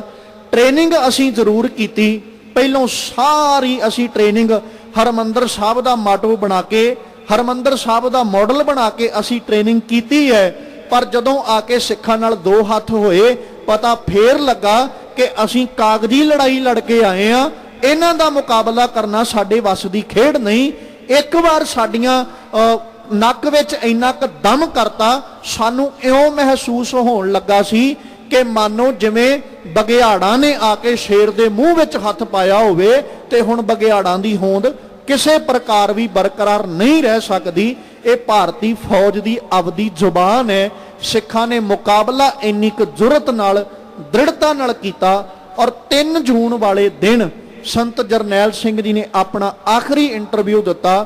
ਔਰ ਜਿਹੜੇ ਪੱਤਰਕਾਰ ਉਦੋਂ ਇੰਟਰਵਿਊ ਲੈਣ ਪਹੁੰਚੇ, ਉਹ ਵੀ ਆਪਣੇ ਬਾਅਦ ਵਿੱਚ ਵਿਚਾਰ ਜਿਹੜੇ ਉਹ ਪੇਸ਼ ਕਰਦੇ ਆ, ਆਖਦੇ ਸਾਨੂੰ ਨਹੀਂ ਸੀ ਪਤਾ ਕਿ ਉਹਨਾਂ ਨਾਲ ਸਾਡੀ ਆਖਰੀ ਮੁਲਾਕਾਤ ਹੋਏਗੀ, ਕਿਉਂਕਿ ਉਹਨਾਂ ਵਰਗਾ ਦ੍ਰਿੜਤਾ, ਉਹਨਾਂ ਵਰਗਾ ਜੁੱਸਾ ਤੇ ਉਹਨਾਂ ਵਰਗੀ ਤਾਕਤ ਜਿਹੜੀ ਹੈ ਉਹ ਸਾਨੂੰ ਕਿਸੇ ਵਿੱਚ ਵੀ ਨਜ਼ਰੀ ਨਹੀਂ ਪਈ।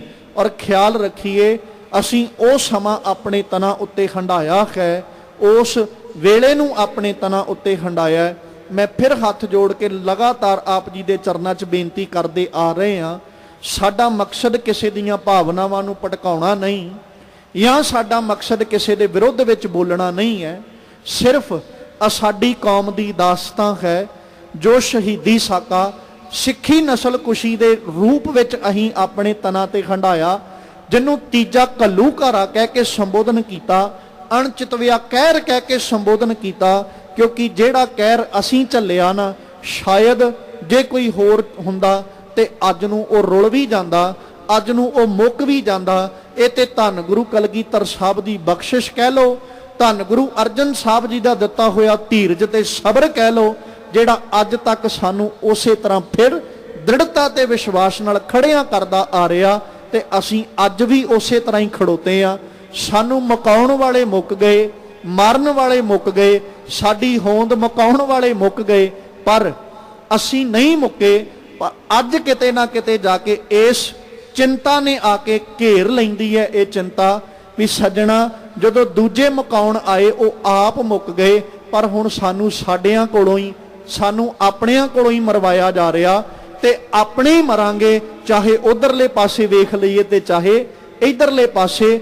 ਜਦੋਂ ਦੋਹਾਂ ਆਪਸ ਵਿੱਚ ਭਰਾ ਮਾਰੂ ਜੰਗ ਹੋਵੇ ਨਾ, ਤੇ ਫਿਰ ਭਰਾ ਮਾਰੂ ਜੰਗ ਵਿੱਚ ਫਾਇਦਾ ਹਮੇਸ਼ਾ ਤੀਜਾ ਲੈ ਕੇ ਜਾਂਦਾ, ਨੁਕਸਾਨ ਦੋਵਾਂ ਭਰਾਵਾਂ ਦਾ ਹੁੰਦਾ। ਇਸ ਲਈ ਆਪਸ ਵਿੱਚ ਲੜਨਾ ਬੰਦ ਕਰ। ਇੱਕ ਦੂਜੇ ਨਾਲ ਸਾਡਾ ਵਿਚਾਰਕ ਮਤਭੇਦ ਹੋ ਸਕਦਾ ਹੈ, ਇਹਦੇ 'ਚ ਕੋਈ ਅਤਕਥਨੀ ਨਹੀਂ, ਪਰ ਉਸ ਵਿਚਾਰਕ ਮਤਭੇਦ ਨੂੰ ਅਸੀਂ ਖਤਮ ਕਰ ਸਕਦੇ ਹਾਂ ਆਪਸ ਵਿੱਚ ਵਿਚਾਰ ਚਰਚਾ ਕਰਕੇ ਬਹਿ ਕੇ। ਪਰ ਇਹ ਕਿਤੇ ਵੀ ਨਤੀਜਾ ਨਹੀਂ ਹੈ ਜਾਂ ਇਹ ਕਿਤੇ ਵੀ ਇਹਦਾ ਹੱਲ ਨਹੀਂ ਕਿ ਅਸੀਂ ਆਪਸ ਵਿੱਚ ਹੀ ਇੱਕ ਦੂਜੇ ਦੇ ਵਿਰੋਧੀ ਬਣ ਕੇ ਤੇ ਇੱਕ ਦੂਜੇ ਦੇ ਖੂਨ ਦੇ ਦੁਸ਼ਮਣ ਬਣੇ ਰਹੀਏ।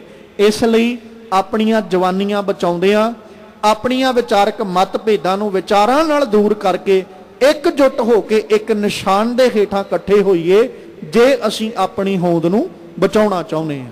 ਨਹੀਂ ਤੇ ਉਹ ਸਮਾਂ ਦੂਰ ਨਹੀਂ ਕਿ ਸਿੱਖ ਕੌਮ ਇਤਿਹਾਸ ਦੇ ਪੰਨਿਆਂ ਵਿੱਚ ਹੀ ਨਾ ਰਹਿ ਜਾਏ। ਇਸ ਲਈ ਆਪਣਾ ਆਪਾ ਤੇ ਆਪਣੀ ਹੋਂਦ ਨੂੰ ਬਚਾਉਣ ਵਾਸਤੇ ਜ਼ਰੂਰਤ ਹੈ ਕਿ ਅਸੀਂ ਹਰ ਜਿਹੜਾ ਸੁਖਾਲਾ ਸੌਖਾ ਹਰ ਢੰਗ ਹਰ ਹੀਲਾ ਹਰ ਵਸੀਲਾ ਵਰਤੀਏ ਜਿਹੜਾ ਭਲਾ ਚੰਗਾ ਹੋਵੇ ਜਿਹਦੇ ਨਾਲ ਸਾਡੀ ਹੋਂਦ ਬਰਕਰਾਰ ਰਹਿ ਸਕੇ। ਖੈਰ, ਨਾਲ ਨਾਲ ਧੰਨ ਗੁਰੂ ਅਰਜਨ ਪਾਤਸ਼ਾਹ ਜੀ ਦੀ ਸ਼ਹੀਦੀ ਦਾ ਵੀ ਜ਼ਿਕਰ ਕਰਦੇ ਚੱਲੀਏ। ਹਰ ਇੱਕ ਕਰਮ ਪਿੱਛੇ ਕੋਈ ਨਾ ਕੋਈ ਕਾਰਨ ਜ਼ਰੂਰ ਹੁੰਦਾ ਹੈ। ਜੇ ਆਪਾਂ ਗੁਰੂ ਅਰਜਨ ਸਾਹਿਬ ਜੀ ਦੀ ਸ਼ਹੀਦੀ ਦਾ ਜ਼ਿਕਰ ਕਰੀਏ ਤੇ ਸਾਹਿਬ ਜੀ ਦੀ ਸ਼ਹਾਦਤ ਪਿੱਛੇ ਇੱਕ ਨਹੀਂ ਕਈ ਕਾਰਨ ਨੇ, ਜਿਨ੍ਹਾਂ ਵਿੱਚ ਸਭ ਤੋਂ ਪਹਿਲਾ ਕਾਰਨ ਗੁਰੂ ਗ੍ਰੰਥ ਸਾਹਿਬ ਪਾਤਸ਼ਾਹ ਜੀ ਦੀ ਆਦਿ ਗ੍ਰੰਥ ਦੀ ਸੰਪਾਦਨਾ, ਸਭ ਤੋਂ ਪਹਿਲਾ ਮੁੱਖ ਕਾਰਨ। ਫਿਰ ਹਰਮੰਦਰ ਸਾਹਿਬ ਤੇ ਸਮੇਂ ਦੀਆਂ ਸਰਕਾਰਾਂ ਤੋਂ ਸ਼ੁਰੂ ਤੋਂ ਹੀ ਉਹਨਾਂ ਦੀਆਂ ਅੱਖਾਂ 'ਚ ਰੜਕਦਾ ਆਇਆ, ਇਹ ਦੂਜਾ ਕਾਰਨ ਕਹਿ ਸਕਦੇ। ਚਾਹੇ ਜਹਾਂਗੀਰ ਦਾ ਵੇਲਾ ਸੀ, ਚਾਹੇ ਸ਼ਾਹਜਹਾਂ ਦਾ ਵੇਲਾ। ਸ਼ਾਹਜਹਾਂ ਤੋਂ ਬਾਅਦ ਵਿੱਚ ਜਿੰਨੇ ਬਾਕੀ ਰਾਜੇ ਬੈਠਦੇ ਨੇ, ਚਾਹੇ ਔਰੰਗਜ਼ੇਬ ਹੈ, ਚਾਹੇ ਜ਼ਕਰੀਆ ਖਾਨ ਹੈ, ਭਾਵੇਂ ਅਬਦਾਲੀ ਆਇਆ, ਭਾਵੇਂ ਨਾਦਰ ਸ਼ਾਹ ਆਇਆ, ਇਹਨਾਂ ਸਾਰਿਆਂ ਦਾ ਇਤਿਹਾਸ ਪੜ੍ਹ ਕੇ ਵੇਖੋ, ਸਾਰਿਆਂ ਦੀਆਂ ਨਜ਼ਰਾਂ 'ਚ ਪੰਜਾਬ ਦੀ ਧਰਤੀ ਤੇ ਪੰਜਾਬ ਦਾ ਅਕਾਲ ਤਖਤ ਰੜਕਦਾ ਹੈ। ਸਾਰਿਆਂ ਦੀਆਂ ਨਜ਼ਰਾਂ 'ਚ ਪੰਜਾਬ ਦੀ ਧਰਤੀ ਜਿਹੜੀ ਨਾ, ਇਹਦੇ ਰੜਕਣ ਦਾ ਕਾਰਨ ਇਹ ਹੈ ਵੀ ਦर्रा ਖੈਬਰ ਤੋਂ ਐਂਟਰੀ ਸੀ ਪੰਜਾਬ ਦੀ ਧਰਤੀ ਉੱਤੇ ਹਿੰਦੁਸਤਾਨ ਵਿੱਚ ਦਾਖਲ ਹੋਣ ਲਈ।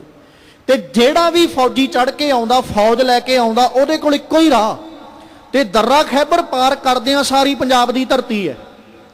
ਤੇ ਜਦੋਂ ਉਹ ਫੌਜ ਪੰਜਾਬ ਵਿੱਚ ਦਾਖਲ ਹੁੰਦੀ, ਭਾਰਤ ਵਿੱਚ ਦਾਖਲ, ਪੰਜਾਬੀ ਅੱਗੇ ਡੰਗ ਲੈ ਕੇ ਖੜੋ ਜਾਂਦੇ ਵੀ ਅਸੀਂ ਤੇ ਗਾਂ ਜਾਣ ਨਹੀਂ ਦੇਣਾ। ਤੇ ਉਹ ਇਸ ਢੰਗ ਨਾਲ ਖੜਾਉਂਦੇ ਨੇ, ਅਗਾਂਹ ਤੇ ਕੀ ਜਾਣਾ। ਉੱਥੋਂ ਉਹਨਾਂ ਨੂੰ ਆਪਣਾ ਫੌਜ ਮਰਵਾ ਕੇ, ਆਪਣਾ ਆਪਾ ਮਰਵਾ ਕੇ ਤੇ ਪਿੱਛੇ ਮੁੜਨਾ ਪੈਂਦਾ, ਜਿਸ ਕਰਕੇ ਹਰ ਰਾਜੇ ਦੀਆਂ ਨਜ਼ਰਾਂ 'ਚ ਪੰਜਾਬ ਰੜਕਦਾ ਆਇਆ। ਅੱਜ ਵੀ ਪੰਜਾਬ ਦੀ ਧਰਤੀ, ਭਾਵੇਂ ਸਮੇਂ ਦੀਆਂ ਸਰਕਾਰਾਂ ਦੇ ਰਾਜੇ ਜਿਹੜੇ ਮਰਜ਼ੀ ਹੋਣ, ਪੰਜਾਬ ਦੀ ਧਰਤੀ ਅੱਜ ਵੀ ਰੜਕਦੀ ਹੈ। ਪੰਜਾਬ ਦੇ ਨੌਜਵਾਨ ਅੱਜ ਵੀ ਅੱਖਾਂ ਵਿੱਚ ਰੜਕਦੇ ਨੇ। ਅੱਜ ਵੀ ਉਹਨਾਂ ਦੀਆਂ ਅੱਖਾਂ ਵਿੱਚ ਸਾਡੇ ਸਿਰਾਂ ਤੇ ਬੰਨੀਆਂ ਦਸਤਾਰਾਂ, ਸਾਡੇ ਸਰੀਰਾਂ ਉੱਤੇ ਪਾਈਆਂ ਹੋਈਆਂ 5 ਕਕਾਰੀ ਵਰਦੀਆਂ ਅੱਜ ਵੀ ਉਹਨਾਂ ਦੀਆਂ ਅੱਖਾਂ 'ਚ ਰੜਕਦੀਆਂ ਨੇ। ਕਿਤੇ ਨਾ ਕਿਤੇ ਅੱਜ ਵੀ ਨਜ਼ਰੀ ਆਉਂਦਾ ਹੈ ਕਿ ਰਾਜਾ ਬਦਲਿਆ, ਰਾਜਿਆਂ ਦੇ ਸ਼ਾਸਨ ਕਰਨ ਦਾ ਤਰੀਕਾ ਬਦਲਿਆ, ਪਰ ਸੋਚ ਅੱਜ ਵੀ ਉਹੀ ਕੰਮ ਕਰ ਰਹੀ ਜਿਹੜੀ ਜਹਾਂਗੀਰ ਦੇ ਵੇਲੇ ਕੰਮ ਕਰ ਰਹੀ ਸੀ। ਸਿਰਫ ਇੱਕ ਬਾਬਰ ਤੋਂ ਬਾਅਦ ਵਿੱਚ ਅਕਬਰ ਐਸਾ ਹੋਇਆ ਜਿਨੇ ਧਰਮ ਦੇ ਵਿੱਚ ਸੰਮੇਲਨ, ਧਰਮ ਦੇ ਵਿੱਚ ਸਮਾਨਤਾ ਪੈਦਾ ਕੀਤੀ, ਜਿਨੇ ਧਰਮ ਨੂੰ ਬਰਾਬਰ ਦੀ ਨਿਗਾਹ ਨਾਲ ਵੇਖਣ ਦੀ ਜ਼ਰੂਰਤ ਕੀਤੀ। ਇੱਥੋਂ ਤੱਕ ਆਪਣੇ ਵਜ਼ੀਰਾਂ ਨੂੰ, ਆਪਣੇ ਦਰਬਾਰ ਵਿੱਚ ਬੈਠੇ ਹੋਏ ਹਰ ਇੱਕ ਆਪਣੇ ਨੌਕਰ ਨੂੰ ਇੱਥੋਂ ਤੱਕ ਆਖਿਆ ਸੀ ਕੋਈ ਧਰਮ ਕਿਸੇ ਦਾ ਵਿਰੋਧੀ ਨਹੀਂ ਹੈ, ਕੇਵਲ ਅਕਬਰ ਬਾਦਸ਼ਾਹ। ਅਕਬਰ ਬਾਦਸ਼ਾਹ ਵਰਗਾ ਚੰਗਾ ਕੋਈ ਨਹੀਂ, ਪਰ ਅਕਬਰ ਦੇ ਕੋਲ ਰਹਿਣ ਵਾਲਾ ਬੀਰਬਲ ਵਰਗਾ ਮਾੜਾ ਵੀ ਕੋਈ ਨਹੀਂ। ਅਕਬਰ ਨੂੰ ਜਿੰਨਾ ਭੜਕਾਉਂਦਾ ਉਹ ਬੀਰਬਲ ਭੜਕਾਉਂਦਾ ਹੈ, ਅਕਬਰ ਆਪ ਨਹੀਂ ਭੜਕਦਾ। ਅਕਬਰ ਗੁਰੂ ਨਾਨਕ ਦੇ ਘਰ ਦਾ ਸ਼ਰਧਾਲੂ ਹੈ, ਅਕਬਰ ਗੁਰੂ ਨਾਨਕ ਦੇ ਘਰ ਨਾਲ ਪ੍ਰੇਮ ਕਰਨ ਵਾਲਾ ਹੈ, ਪਰ ਬੀਰਬਲ ਉਹਦੇ ਕੰਨਾਂ 'ਚ ਐਸੀ ਹਵਾ ਭਰਦਾ, ਉਹਦੇ ਕੰਨਾਂ 'ਚ ਐਸੀ ਆਵਾਜ਼ ਪਾਉਂਦਾ ਹੈ ਕਿ ਅਕਬਰ ਕਦੇ ਗੁਰੂ ਅਮਰਦਾਸ ਦੇ ਘਰ ਉੱਤੇ ਵੀ ਸ਼ੱਕ ਕਰਦਾ ਤੇ ਧੰਨ ਗੁਰੂ ਅਮਰਦਾਸ ਜੀ ਨੂੰ ਆਪਣੇ ਦਰਬਾਰ ਵਿੱਚ ਸੱਦਦਾ। ਗੁਰੂ ਅਮਰਦਾਸ ਪਾਤਸ਼ਾਹ ਭਾਈ ਜੇਠਾ ਜੀ ਨੂੰ ਭੇਜਦੇ, ਉੱਥੋਂ ਸਾਰੀ ਦੀ ਸਾਰੀ ਜਦੋਂ ਵਾਰਤਾ ਜੋ ਹੋਈ ਅਕਬਰ ਦੇ ਦਰਬਾਰ 'ਚ ਅਕਬਰ ਸਾਹਮਣੇ, ਅਕਬਰ ਮੰਨਿਆ। ਉਦੋਂ ਬਾਅਦ ਵਿੱਚ ਮੁਆਫੀ ਵੀ ਮੰਗਦਾ, ਆਪ ਫਿਰ ਗੁਰੂ ਅਮਰਦਾਸ ਪਾਤਸ਼ਾਹ ਜੀ ਦੇ ਦਰਸ਼ਨ ਕਰਨ ਵੀ ਆਉਂਦਾ। ਮਾਲਕ ਜੀ ਦੇ ਦਰਬਾਰ ਵਿੱਚ ਬਹਿ ਕੇ ਘੰਟਿਆਂ ਬੱਧੀ ਬਹਿ ਕੇ ਅਕਬਰ ਗੁਰਬਾਣੀ ਦਾ ਕੀਰਤਨ ਸੁਣ ਕੇ ਜਾਂਦਾ ਹੈ। ਅਕਬਰ ਵਰਗਾ ਚੰਗਾ ਬਾਦਸ਼ਾਹ ਕੋਈ ਨਹੀਂ, ਪਰ ਉਹਦੇ ਚਲਾਣਾ ਕਰ ਜਾਣ ਤੋਂ ਬਾਅਦ ਵਿੱਚ ਜਹਾਂਗੀਰ ਤਖਤ ਉੱਤੇ ਬੈਠਦਾ ਹੈ। ਅਕਬਰ ਜਿੰਨਾ ਚੰਗਾ ਸੀ ਜਹਾਂਗੀਰ ਓਨਾ ਹੀ ਮਾੜਾ, ਜਾਂ ਇਉਂ ਕਹਿ ਲਓ ਅਕਬਰ ਦੀ ਸੋਚ ਸੀ ਖੁਸਰੋ ਨੂੰ ਗੱਦੀ ਤੇ ਬਿਠਾਉਣ ਦੀ, ਪਰ ਜਹਾਂਗੀਰ ਨੂੰ ਬਿਠਾਉਣ ਵਾਲਿਆਂ ਨੇ ਜਹਾਂਗੀਰ ਇਸ ਕਰਕੇ ਬਿਠਾਇਆ ਕਿਉਂਕਿ ਜਹਾਂਗੀਰ ਦੀ ਸੋਚ ਅਕਬਰ ਤੋਂ ਬਿਲਕੁਲ ਵਿਰੁੱਧ ਸੀ। ਜਹਾਂਗੀਰ ਦੇ ਕੰਨ ਇਸ ਢੰਗ ਨਾਲ ਭਰੇ ਹੋਏ ਨੇ ਕਿ ਅਕਬਰ ਦੇ ਚਲਾਣਾ ਕਰ ਜਾਣ ਤੋਂ ਬਾਅਦ ਵਿੱਚ ਅਕਬਰ, ਕਿਉਂਕਿ ਜਦੋਂ ਅਕਬਰ ਚੜ੍ਹਾਈ ਕਰਦਾ ਨਾ, ਜਦੋਂ ਉਹਨੇ ਅਖੀਰੀ ਇੱਛਾ ਆਪਣੀ ਰੱਖੀ ਨਾ, ਤੇ ਅਖੀਰੀ ਇੱਛਾ ਰੱਖਦਿਆਂ ਕਹਿੰਦਾ ਜਦੋਂ ਦੇਹੀ ਨੂੰ ਦਫਨਾਇਆ ਜਾਏ ਤੇ ਮੇਰਾ ਮੁਖ ਪੱਛਮ ਵਾਲੇ ਪਾਸੇ ਨਹੀਂ, ਮੇਰੀਆਂ ਲੱਤਾਂ ਪੱਛਮ ਵਾਲੇ ਪਾਸੇ ਤੇ ਮੇਰਾ ਮੂੰਹ ਸੂਰਜ ਵਾਲੇ ਪਾਸੇ ਹੋਣਾ ਚਾਹੀਦਾ, ਨਹੀਂ ਤੇ ਕਦਾਚਿਤ ਵੀ ਜਦੋਂ ਇਸਲਾਮ ਧਰਮ ਅੰਦਰ ਕੋਈ ਕੂਚ ਕਰਦਾ ਹੈ ਤੇ ਉਹਦੇ ਪੈਰ ਹਮੇਸ਼ਾ ਪੂਰਬ ਵਾਲੇ ਪਾਸੇ ਤੇ ਪੱਛਮ ਵਾਲੇ ਪਾਸੇ ਉਹਦਾ ਸਿਰ ਕੀਤਾ ਜਾਂਦਾ ਹੈ। ਪਰ ਅਕਬਰ ਨੇ ਬਿਲਕੁਲ ਆਪੋਜ਼ਿਟ ਇਹ ਕਰਮ ਕੀਤਾ ਵੀ ਮੇਰੇ ਪੈਰ ਪੱਛਮ ਵਾਲੇ ਪਾਸੇ ਔਰ ਮੇਰਾ ਮੁਖ ਸੂਰਜ ਵਾਲੇ ਪਾਸੇ ਕੀਤਾ ਜਾਏ। ਜਹਾਂਗੀਰ ਨੂੰ ਭੜਕਾਉਣ ਵਾਲਿਆਂ ਇਸ ਢੰਗ ਨਾਲ ਭੜਕਾਇਆ, ਜਿਹੜੇ ਵੀ ਉਸ ਵਕਤ ਧਾਰਮਿਕ ਆਗੂ ਸਨ, ਜਿਹਦੇ ਵਿੱਚ ਅਹਿਮਦ ਸ਼ਾਹ ਸਰਹੰਦੀ, ਬਾਕੀ ਬਿੱਲਾ ਜਾਂ ਚੰਦੂ, ਇਹ ਸਾਰੇ ਜਿਹੜੇ ਉਸ ਵਕਤ ਜਿਨ੍ਹਾਂ ਨੇ ਭੜਕਾਉਂਦਿਆਂ ਜਹਾਂਗੀਰ ਨੂੰ ਇੱਕ ਕੱਟੜ ਮੁਸਲਮਾਨ ਦੇ ਰੂਪ ਵਿੱਚ ਪੇਸ਼ ਕੀਤਾ, ਕੱਟੜਤਾ ਉਹਦੇ ਅੰਦਰ ਭਰੀ ਔਰ ਉਹਨੇ ਆਪਣੀ ਕੱਟੜਤਾ ਨੂੰ ਵਿਖਾਉਂਦਿਆਂ ਆਪਣੀ ਤੁਝ ਕੇ ਜਹਾਂਗੀਰੀ ਵਿੱਚ ਜ਼ਿਕਰ ਕਰਦਿਆਂ ਗੁਰੂ ਨਾਨਕ ਦੇ ਘਰ ਨੂੰ ਝੂਠ ਦੀ ਦੁਕਾਨ ਕਹਿ ਕੇ ਸੰਬੋਧਨ ਕਰਦਾ, ਜਿਸ ਕਰਕੇ ਉਹਦੀਆਂ ਅੱਖਾਂ ਦੇ ਵਿੱਚ ਹਰ ਵੇਲੇ ਹਰ ਵਕਤ ਗੁਰੂ ਨਾਨਕ ਦਾ ਘਰ ਜਿਹੜਾ ਉਹ ਰੜਕਦਾ ਰਿਹਾ। ਹਰਮੰਦਰ ਸਾਹਿਬ ਦੀ ਹੋਂਦ, ਆਦਿ ਗ੍ਰੰਥ ਦੀ ਸੰਪਾਦਨਾ, ਉਹ ਤੋਂ ਬਾਅਦ ਵਿੱਚ ਲਗਾਤਾਰ ਸਿੱਖ ਧਰਮ ਦੇ ਵਿਚਲਾ ਵਾਧਾ, ਫਿਰ ਧਰਮ ਦੀ ਜਿਹੜੀ ਉਹਨਾਂ ਦੇ ਆਪਦੇ ਧਰਮ ਦੀ ਕੱਟੜਤਾ ਔਰ ਗੁਰੂ ਨਾਨਕ ਦੇ ਘਰ ਦੇ ਨਿਤਾ ਪ੍ਰਤੀ ਧਰਮ ਦਾ ਫੈਲਾਅ ਵੇਖ, ਸੰਗਤਾਂ ਦੇ ਮਨਾਂ ਅੰਦਰ ਗੁਰੂ ਅਰਜਨ ਸਾਹਿਬ ਦੇ ਪ੍ਰਤੀ ਪ੍ਰੇਮ ਵੇਖ, ਪਿਆਰ ਵੇਖ, ਖੁਸਰੋ ਦੀ ਬਗਾਵਤ ਕਰ ਦੇਣੀ ਔਰ ਬਗਾਵਤ ਦਾ ਇਲਜ਼ਾਮ ਗੁਰੂ ਅਰਜਨ ਸਾਹਿਬ ਦੇ ਸਿਰ ਉੱਤੇ ਲਾ ਦੇਣਾ, ਜਿਸ ਕਰਕੇ ਜਹਾਂਗੀਰ ਸਿਰਫ ਇੱਕ ਬਹਾਨਾ ਲੱਭ ਰਿਹਾ ਸੀ ਵੀ ਕੋਈ ਬਹਾਨਾ ਲੱਭੇ ਤੇ ਮੈਂ ਆਪਣੀ ਸੋਚ ਨੂੰ ਉਸੇ ਤਰ੍ਹਾਂ ਨੇਪਰੇ ਚੜਾਵਾਂ ਜਿੱਦਾਂ ਮੇਰੇ ਨਾਲ ਖੜੇ ਮੈਨੂੰ ਕਹਿ ਰਹੇ। ਜਦੋਂ ਖੁਸਰੋ ਨੇ ਬਗਾਵਤ ਕੀਤੀ ਨਾ ਤੇ ਖੁਸਰੋ ਦੀ ਬਗਾਵਤ ਦਾ ਇਲਜ਼ਾਮ ਧੰਨ ਗੁਰੂ ਅਰਜਨ ਸਾਹਿਬ ਤੇ ਆਇਆ ਤੇ ਉਦੋਂ ਜਹਾਂਗੀਰ ਨੂੰ ਇੱਕ ਬਹਾਨਾ ਮਿਲ ਗਿਆ, ਜਿਸ ਕਰਕੇ ਉਹ ਗੁਰੂ ਅਰਜਨ ਦੇਵ ਪਾਤਸ਼ਾਹ ਜੀ ਨੂੰ ਕੈਦ ਕਰਨ ਦੇ ਹੁਕਮ ਦਿੰਦਾ। ਸਤਿਗੁਰੂ ਪਾਤਸ਼ਾਹ ਜੀ ਨੂੰ ਕੈਦ ਕੀਤਾ, ਕੈਦ ਕਰਕੇ ਮਾਲਕ ਪਾਤਸ਼ਾਹ ਨੂੰ ਤਸੀਹੇ ਦਿੱਤੇ। ਤਸੀਹੇ ਦਿੰਦਿਆਂ ਉਹਨਾਂ ਨੂੰ ਇਹ ਜ਼ਿਕਰ ਕਰਦਿਆਂ ਆਖਿਆ ਗਿਆ ਵੀ ਜਾਂ ਤੇ ਤੁਸੀਂ ਧਰਮ ਤਬਦੀਲ ਕਰੋ ਤੇ ਜਾਂ ਸਾਡੇ ਧਰਮ ਨੂੰ ਅਪਣਾ ਲਓ ਤੇ ਜਾਂ ਫਿਰ ਕਰਾਮਾਤ ਵਿਖਾ ਕੇ ਤੇ ਆਪਾ ਜਿਹੜਾ ਉਹ ਇੱਕ ਮੁਰਸ਼ਿਦ ਹੋਣਾ ਆਪ ਜੀ ਇੱਥੇ ਜ਼ਾਹਰ ਕਰੋ ਵੀ ਆਪ ਜੀ ਵਾਕਈ ਪੀਰ ਹੋ। ਇਹਨਾਂ ਤਿੰਨਾਂ ਚੀਜ਼ਾਂ ਵਿੱਚੋਂ ਤੁਸੀਂ ਕਿਹੜੀ ਚੀਜ਼ ਨੂੰ ਕਬੂਲ ਕਰਦੇ ਹੋ?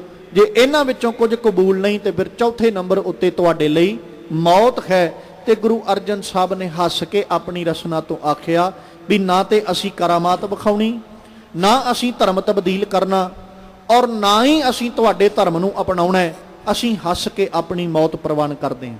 ਔਰ ਗੁਰੂ ਅਰਜਨ ਸਾਹਿਬ ਜੀ ਨੂੰ ਸ਼ਹੀਦ ਕਰਨ ਵਾਸਤੇ ਯਾਸਾ ਕਾਨੂੰਨ ਦੀ ਵਰਤੋਂ ਕੀਤੀ ਗਈ। ਇਹ ਕਾਨੂੰਨ ਚੰਗੇਜ਼ ਖਾਂ ਬਣਾਉਂਦਾ ਹੈ। ਇਸ ਕਾਨੂੰਨ ਦੀ ਸਭ ਤੋਂ ਪਹਿਲਾਂ ਵਰਤੋਂ ਚੰਗੇਜ਼ ਖਾਂ ਨੇ ਕੀਤੀ। ਇਸ ਕਾਨੂੰਨ ਦੇ ਅੰਦਰ ਨਾ ਨਿਯਮ ਸੀ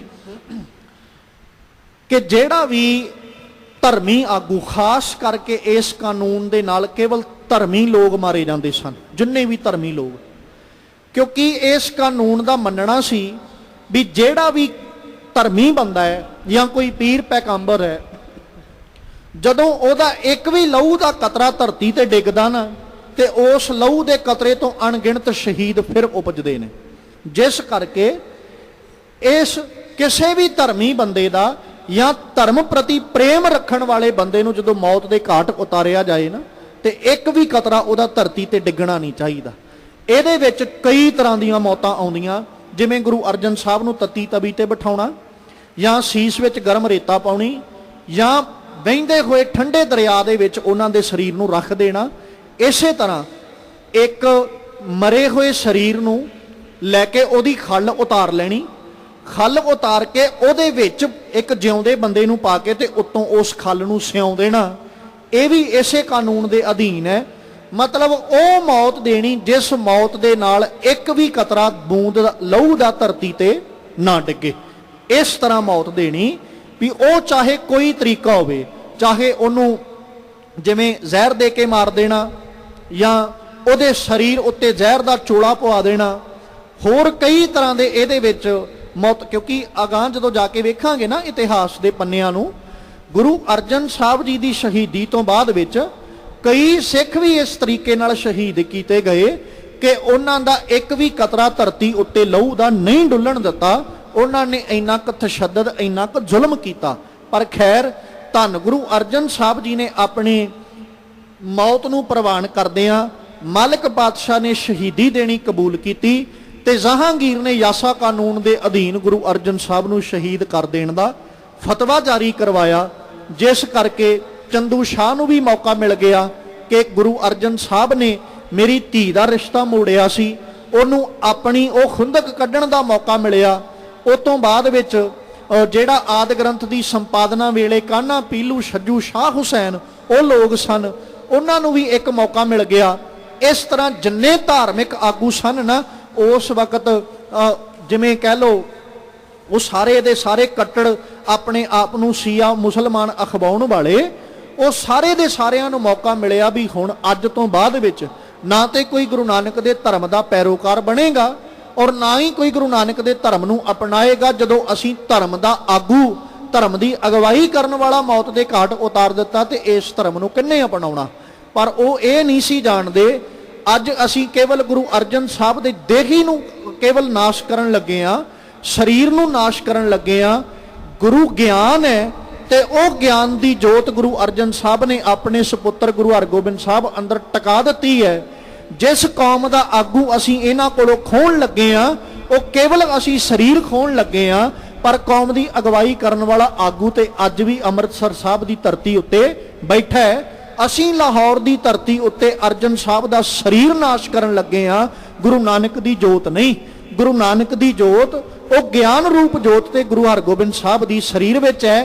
ਤੇ ਜਿਹੜੇ ਸਰੀਰ ਨੂੰ ਅਸੀਂ ਨਾਸ਼ ਇਹ ਸੋਚ ਕੇ ਕਰਨ ਲੱਗੇ ਆ ਕਿ ਧਰਮ ਕਿਸੇ ਅਪਣਾਉਣਾ ਨਹੀਂ, ਇਸ ਧਰਮ ਅੰਦਰ ਕਿਸੇ ਆਉਣਾ ਨਹੀਂ, ਇਹ ਨਹੀਂ ਸੀ ਜਾਣਦੇ ਕਿ ਇਹਨਾਂ ਦੀ ਸ਼ਹਾਦਤ ਤੋਂ ਬਾਅਦ ਵਿੱਚ ਉਹ ਧਰਮ ਦਿਨ ਪ੍ਰਤੀ ਦਿਨ ਹੋਰ ਵਧੇਗਾ, ਉਹਦੇ ਵਿੱਚ ਕਮੀ ਨਹੀਂ ਆਉਣੀ। ਕਿਉਂਕਿ ਸੱਚ ਨੂੰ ਹਮੇਸ਼ਾ ਸੂਲੀ ਤੇ ਚੜ੍ਹਨਾ ਪੈਂਦਾ ਹੈ। ਜਿੱਦਣ ਲੋਕਾਂ ਨੂੰ ਪਹਿਚਾਣ ਆ ਜਾਏ ਨਾ ਕਿ ਸੱਚ ਹੈ, ਸੂਲੀ ਤੇ ਚੜ੍ਹਨਾ ਪੈਂਦਾ ਹੈ, ਉਦਣ ਲੋਕ ਸੱਚ ਦਾ ਸਹਾਰਾ ਆਪਣੇ ਆਪ ਹੀ ਲੈਣ ਲੱਗ ਜਾਂਦੇ ਨੇ। ਖੈਰ, ਧੰਨ ਗੁਰੂ ਅਰਜਨ ਸਾਹਿਬ ਜੀ ਨੂੰ ਫਤਵਾ ਲਾ ਕੇ ਤਤੀ ਤਵੀ ਉੱਤੇ ਬਿਠਾਇਆ ਗਿਆ। ਜ਼ਾਲਮਾਂ ਨੇ ਲਗਾਤਾਰ ਭੱਠੀ ਦੇ ਵਿੱਚ ਬਾਲਣ ਪਾਉਂਦਿਆਂ ਹੋਇਆਂ ਅੱਗ ਦੇ ਭਾਂਬੜ ਮਚਾਏ। ਹਰ ਪਾਸੇ ਤਪਸ਼ ਹੀ ਤਪਸ਼ ਨਜ਼ਰੀ ਆ ਰਹੀ। ਮੌਸਮ ਵੀ ਗਰਮੀ ਦਾ, ਭੱਠੀ ਦੇ ਹੇਠਾਂ ਵੀ ਗਰਮੀ, ਤਤੀ ਤਵੀ ਉੱਤੇ ਬੈਠੇ ਗੁਰੂ ਅਰਜਨ ਸਾਹਿਬ ਸਾਰੇ ਪਾਸੇ ਜਿੰਨੇ ਉਸ ਵਕਤ ਜ਼ਾਲਮ ਖੜੋਤੇ ਉਹ ਸਾਰੇ ਗੁੱਸੇ ਦੀ ਅੱਗ ਵਿੱਚ ਬਲ ਰਹੇ। ਇੱਕ ਸਾਈਂ ਮੀਆਂ ਮੀਰ ਜੀ ਕੋਲੇ ਖੜੋਤੇ ਆਪਣੇ ਨੇਤਰਾਂ ਨਾਲ ਸਾਰਾ ਦ੍ਰਿਸ਼ ਵੇਖ ਰਹੇ ਤੇ ਧੰਨ ਗੁਰੂ ਅਰਜਨ ਸਾਹਿਬ ਨੂੰ ਆਖਦੇ ਵੀ ਮਾਲਕ ਜੀਓ, ਜੇ ਤੁਹਾਡੀ ਇਜਾਜ਼ਤ ਹੋਵੇ ਇਸੇ ਥਾਂ ਉੱਤੇ ਲਾਹੌਰ ਦੀ ਇੱਟ ਨਾਲ ਇੱਟ ਖੜਕਾ ਦਿੰਨੇ ਆ। ਤੇ ਮਾਲਕ ਨੇ ਉਹਨਾਂ ਨੂੰ ਵੀ ਆਖਿਆ ਕਿ ਨਹੀਂ, ਅਕਾਲ ਦੀ ਰਜ਼ਾ ਹੈ, ਪਰਮੇਸ਼ਵਰ ਦੀ ਰਜ਼ਾ ਹੈ ਤੇ ਉਹਦੇ ਪਿਆਰਿਆਂ ਦਾ ਹਮੇਸ਼ਾ ਫਰਜ਼ ਬਣਦਾ ਉਹਦੀ ਰਜ਼ਾ ਵਿੱਚ ਰਾਜੀ ਰਹਿਣਾ। ਤੇ ਮਾਲਕ ਨੇ ਆਪਣੀ ਰਸਨਾ ਤੋਂ ਤੇਰਾ ਕੀਆ ਮਿੱਠਾ ਲੱਗੈ, ਹਰ ਨਾਮ ਪਦਾਰਥ ਨਾਨਕ ਮੰਗੈ ਦੇ ਲਫ਼ਜ਼ ਵਰਤਦਿਆਂ ਹੋਇਆਂ ਸਾਈਂ ਮੀਆਂ ਮੀਰ ਜੀ ਨੂੰ ਵੀ ਰੱਬ ਜੀ ਦੀ ਰਜ਼ਾ ਵਿੱਚ ਰਾਜੀ ਰਹਿਣ ਦੇ ਉਹਨਾਂ ਉਪਦੇਸ਼ ਦਿੱਤੇ। ਚੰਦੂ ਲਗਾਤਾਰ ਸਾਹਿਬ ਦੇ ਸਿਰ ਉੱਤੇ ਗਰਮ ਰੇਤਾ ਪਾਈ ਜਾਂਦਾ। ਸਾਰੇ ਦਾ ਸਾਰਾ ਸਰੀਰ ਜਿਹੜਾ ਨਾ ਉਹਦੀ ਚਮੜੀ ਕਹਿ ਲੋ, ਕਿਉਂਕਿ ਉਦੋਂ ਪਹਿਲਾਂ ਗੁਰੂ ਅਰਜਨ ਸਾਹਿਬ ਨੂੰ ਦੇਗ ਦੇ ਵਿੱਚ ਉਬਾਲਿਆ ਗਿਆ। ਗਰਮ ਦੇਗ ਵਿੱਚ ਜਦੋਂ ਪਾਣੀ ਵਿੱਚ ਉਬਾਲਿਆ, ਸਰੀਰ ਛਾਲਿਆਂ ਨਾਲ ਭਰਿਆ, ਫਿਰ ਤੱਤੀ ਤਵੀ ਤੇ ਬਿਠਾਇਆ ਜਾਂਦਾ ਹੈ। ਉਹ ਸੇਕ ਕਰਕੇ ਸਰੀਰ ਉੱਪਰਲੇ ਛਾਲੇ ਫੁੱਟਦੇ ਗਏ, ਚਮੜੀ ਵਿੱਚੋਂ ਕਹਿ ਲੋ ਪਾਣੀ ਜਿਹੜਾ ਉਹ ਸਿਮਣ ਲੱਗਾ। ਤੇ ਉਸੇ ਤਰ੍ਹਾਂ ਸਿਰ ਵਿੱਚ ਗਰਮ ਰੇਤਾ ਪਾਉਂਦਿਆਂ ਜਦੋਂ ਉਹਨਾਂ ਜ਼ੁਲਮ ਦੀ ਤਸ਼ੱਦਦ ਹੱਦ ਕੀਤੀ, ਫਿਰ ਉਸੇ ਕਾਇਆ ਨੂੰ ਲੈ ਕੇ ਧੰਨ ਗੁਰੂ ਅਰਜਨ ਸਾਹਿਬ ਦੇ ਨੂੰ ਰਾਵੀ ਦੇ ਠੰਡੇ ਵਗਦੇ ਜਲ ਵਿੱਚ ਲਾ ਕੇ ਉਹ ਸਰੀਰ ਉਸੇ ਤਰ੍ਹਾਂ ਖੜਿਆਂ ਕਰ ਦਿੰਦੇ ਤੇ ਮਾਲਕ ਪਾਤਸ਼ਾਹ ਆਪਣੇ ਸਰੀਰਕ ਚੋਲੇ ਨੂੰ ਤਿਆਗਦਿਆਂ ਹੋਇਆਂ ਉਸ ਅਕਾਲ ਪੁਰਖ ਪਰਮੇਸ਼ਵਰ ਜੀ ਦੇ ਵਿੱਚ ਰਲ ਜਾਂਦੇ। ਜਾਂ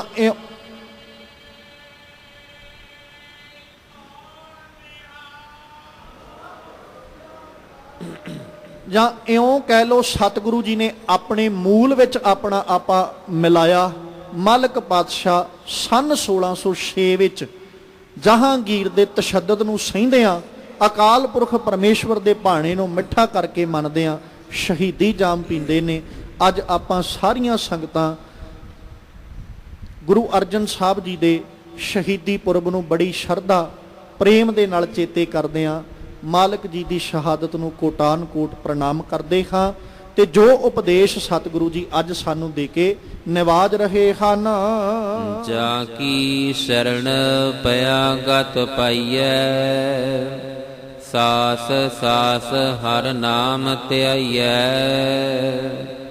ਤਿਸ ਬਿਨ ਹੋਰ ਨਾ ਦੂਜਾ ਠਾਕੁਰ, ਸਭ ਤਿਸੈ ਕੀਆ ਜਾਈ ਜਿਉ। ਜਿਸ ਦੀ ਸ਼ਰਨ ਵਿੱਚ ਪਿਆ ਗੱਤ ਪਾਈ ਹੈ ਮੁਕਤੀ ਹਾਸਲ ਕਰੀਦੀ ਹੈ ਤੇ ਅਸੀਂ ਇੱਕ ਇੱਕ ਸਵਾਸ ਨਾਲ ਉਸ ਹਰੀ ਪਰਮਾਤਮਾ ਨੂੰ ਅਰਾਧੀਏ, ਉਹਨੂੰ ਚੇਤੇ ਕਰੀਏ, ਕਿਉਂਕਿ ਉਹਦੇ ਤੋਂ ਬਿਨਾ ਤਿਸ ਬਿਨ ਹੋਰ ਨਾ ਦੂਜਾ ਠਾਕੁਰ, ਉਹਦੇ ਤੋਂ ਬਿਨਾ ਕੋਈ ਦੂਜਾ ਮਾਲਕ ਨਹੀਂ ਹੈ। ਸਭ ਤਿਸੈ ਕੀਆ ਜਾਈ ਜਿਉ। ਜੋ ਕੁਝ ਵੀ ਸੰਸਾਰ ਉੱਤੇ ਹੋ ਰਿਹਾ ਹੈ ਜਾਂ ਜਿਤਨੀਆਂ ਵੀ ਥਾਵਾਂ ਨੇ, ਸਾਰੀਆਂ ਦੀਆਂ ਸਾਰੀਆਂ ਥਾਵਾਂ ਉਸੇ ਪਰਮੇਸ਼ਵਰ ਦੀਆਂ ਬਣਾਈਆਂ ਹਨ। ਤੇਰਾ ਮਾਣ ਤਾਣ ਪ੍ਰਭ ਤੇਰਾ, ਤੂੰ ਸੱਚਾ ਸਾਹਿਬ ਗੁਣੀ ਗਹਿਰਾ। ਨਾਨਕ ਦਾਸ ਕਹਿ ਬੇਨੰਤੀ, ਆਠ ਪਹਿਰ ਤੁਧ ਧਿਆਈ ਜਿਉ।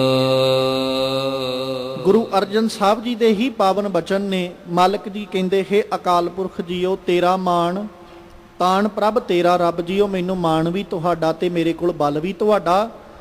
ਤੂੰ ਸੱਚਾ ਸਾਹਿਬ ਗੁਣੀ ਗਹਿਰਾ, ਤੁਸੀਂ ਸਦੀਵ ਰਹਿਣ ਵਾਲੇ ਹੋ, ਗੁਣਾ ਕਰਕੇ ਬੜੇ ਗੰਭੀਰ ਹੋ, ਮਤਲਬ ਅਥਾਹ ਗੁਣਾ ਦੇ ਤੁਸੀਂ ਮਾਲਕ ਹੋ। ਨਾਨਕ ਦਾਸ ਕਹੈ ਬੇਨੰਤੀ, ਇਹ ਦਾਸ ਨਾਨਕ ਆਪ ਜੀ ਅੱਗੇ ਬੇਨਤੀ ਆਖਦਾ, ਕਿਰਪਾ ਕਰੋ ਆਠ ਪਹਿਰ ਤੁਧ ਧਿਆਈ ਜੀਓ, ਮੈਂ ਅੱਠੇ ਪਹਿਰ ਤੁਹਾਨੂੰ ਚੇਤੇ ਕਰਦਾ ਰਵਾਂ, ਤੁਹਾਡੀ ਯਾਦ ਵਿੱਚ ਜੁੜਿਆ ਰਵਾਂ। ਸਤਿਗੁਰੂ ਜੀ ਕਿਤੇ ਕਿਰਪਾ ਕਰਨ, ਸਾਡੇ ਸਭਨਾਂ ਦੀ ਮੱਤ ਉੱਤੇ ਮਾਲਕ ਪਾਤਸ਼ਾਹ ਆਪਣਾ ਮਿਹਰ ਭਰਿਆ ਬਖਸ਼ਿਸ਼ ਭਰਿਆ ਹੱਥ ਰੱਖਣ, ਆਪਣੀ ਕਿਰਪਾ ਦੀ ਨਜ਼ਰ ਸਾਹਿਬ ਜੀ ਸਾਡੇ ਵੱਲ ਕਰਨ, ਤਾਂ ਜੋ ਸਾਡੇ ਵੀ ਹਿਰਦਿਆਂ ਅੰਦਰ ਅਕਾਲ ਪੁਰਖ ਪਰਮੇਸ਼ਵਰ ਜੀ ਦਾ ਨਾਮ ਟਿਕ ਜਾਏ, ਨਾਮ ਵਸ ਜਾਏ। ਅਸੀਂ ਵੀ ਸਾਹਿਬ ਅੱਗੇ ਹੱਥ ਜੋੜ ਅਰਜ਼ੋਈ ਕਰਦੇ ਰਹੀਏ, ਵਿਸਰ ਨਾਹੀਂ ਦਾਤਾਰ ਆਪਣਾ, ਨਾਮ ਦੇਹੋ ਗੁਣ ਗਾਵਾਂ ਦਿਨ ਰਾਤ ਨਾਨਕ। ਚਾਓ ਇਹੋ ਤਾਂ ਜੋ ਸਾਡੇ ਵੀ ਇਹ ਲੋਕ ਸੁਖੀਏ, ਪਰਲੋਕ ਸੁਹੇਲੇ। ਨਾਨਕ ਹਰ ਪ੍ਰਭ ਆਪੇ ਮੇਲੇ, ਹੋਈਆਂ ਬੇਅੰਤ ਪ੍ਰਕਾਰ ਦੀਆਂ ਭੁੱਲਾਂ ਦੀ ਖਿਮਾ ਬਖਸ਼ਣੀ। ਆਓ ਸਾਹਿਬ ਜੀ ਕੇ ਪਾਵਨ ਬਚਨ ਹਿਰਦਿਆਂ ਵਿੱਚ ਵਸਾ ਲਈਏ। ਤੇਰਾ ਮਾਣ ਤਾਣ ਪ੍ਰਭ ਤੇਰਾ, ਤੂੰ ਸੱਚਾ ਸਾਹਿਬ ਗੁਣੀ ਗਹਿਰਾ।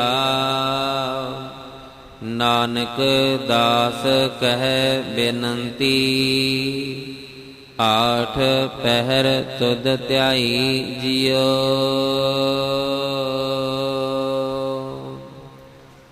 ਵਾਹਿਗੁਰੂ ਜੀ ਕਾ ਖਾਲਸਾ, ਵਾਹਿਗੁਰੂ ਜੀ ਕੀ ਫਤਿਹ।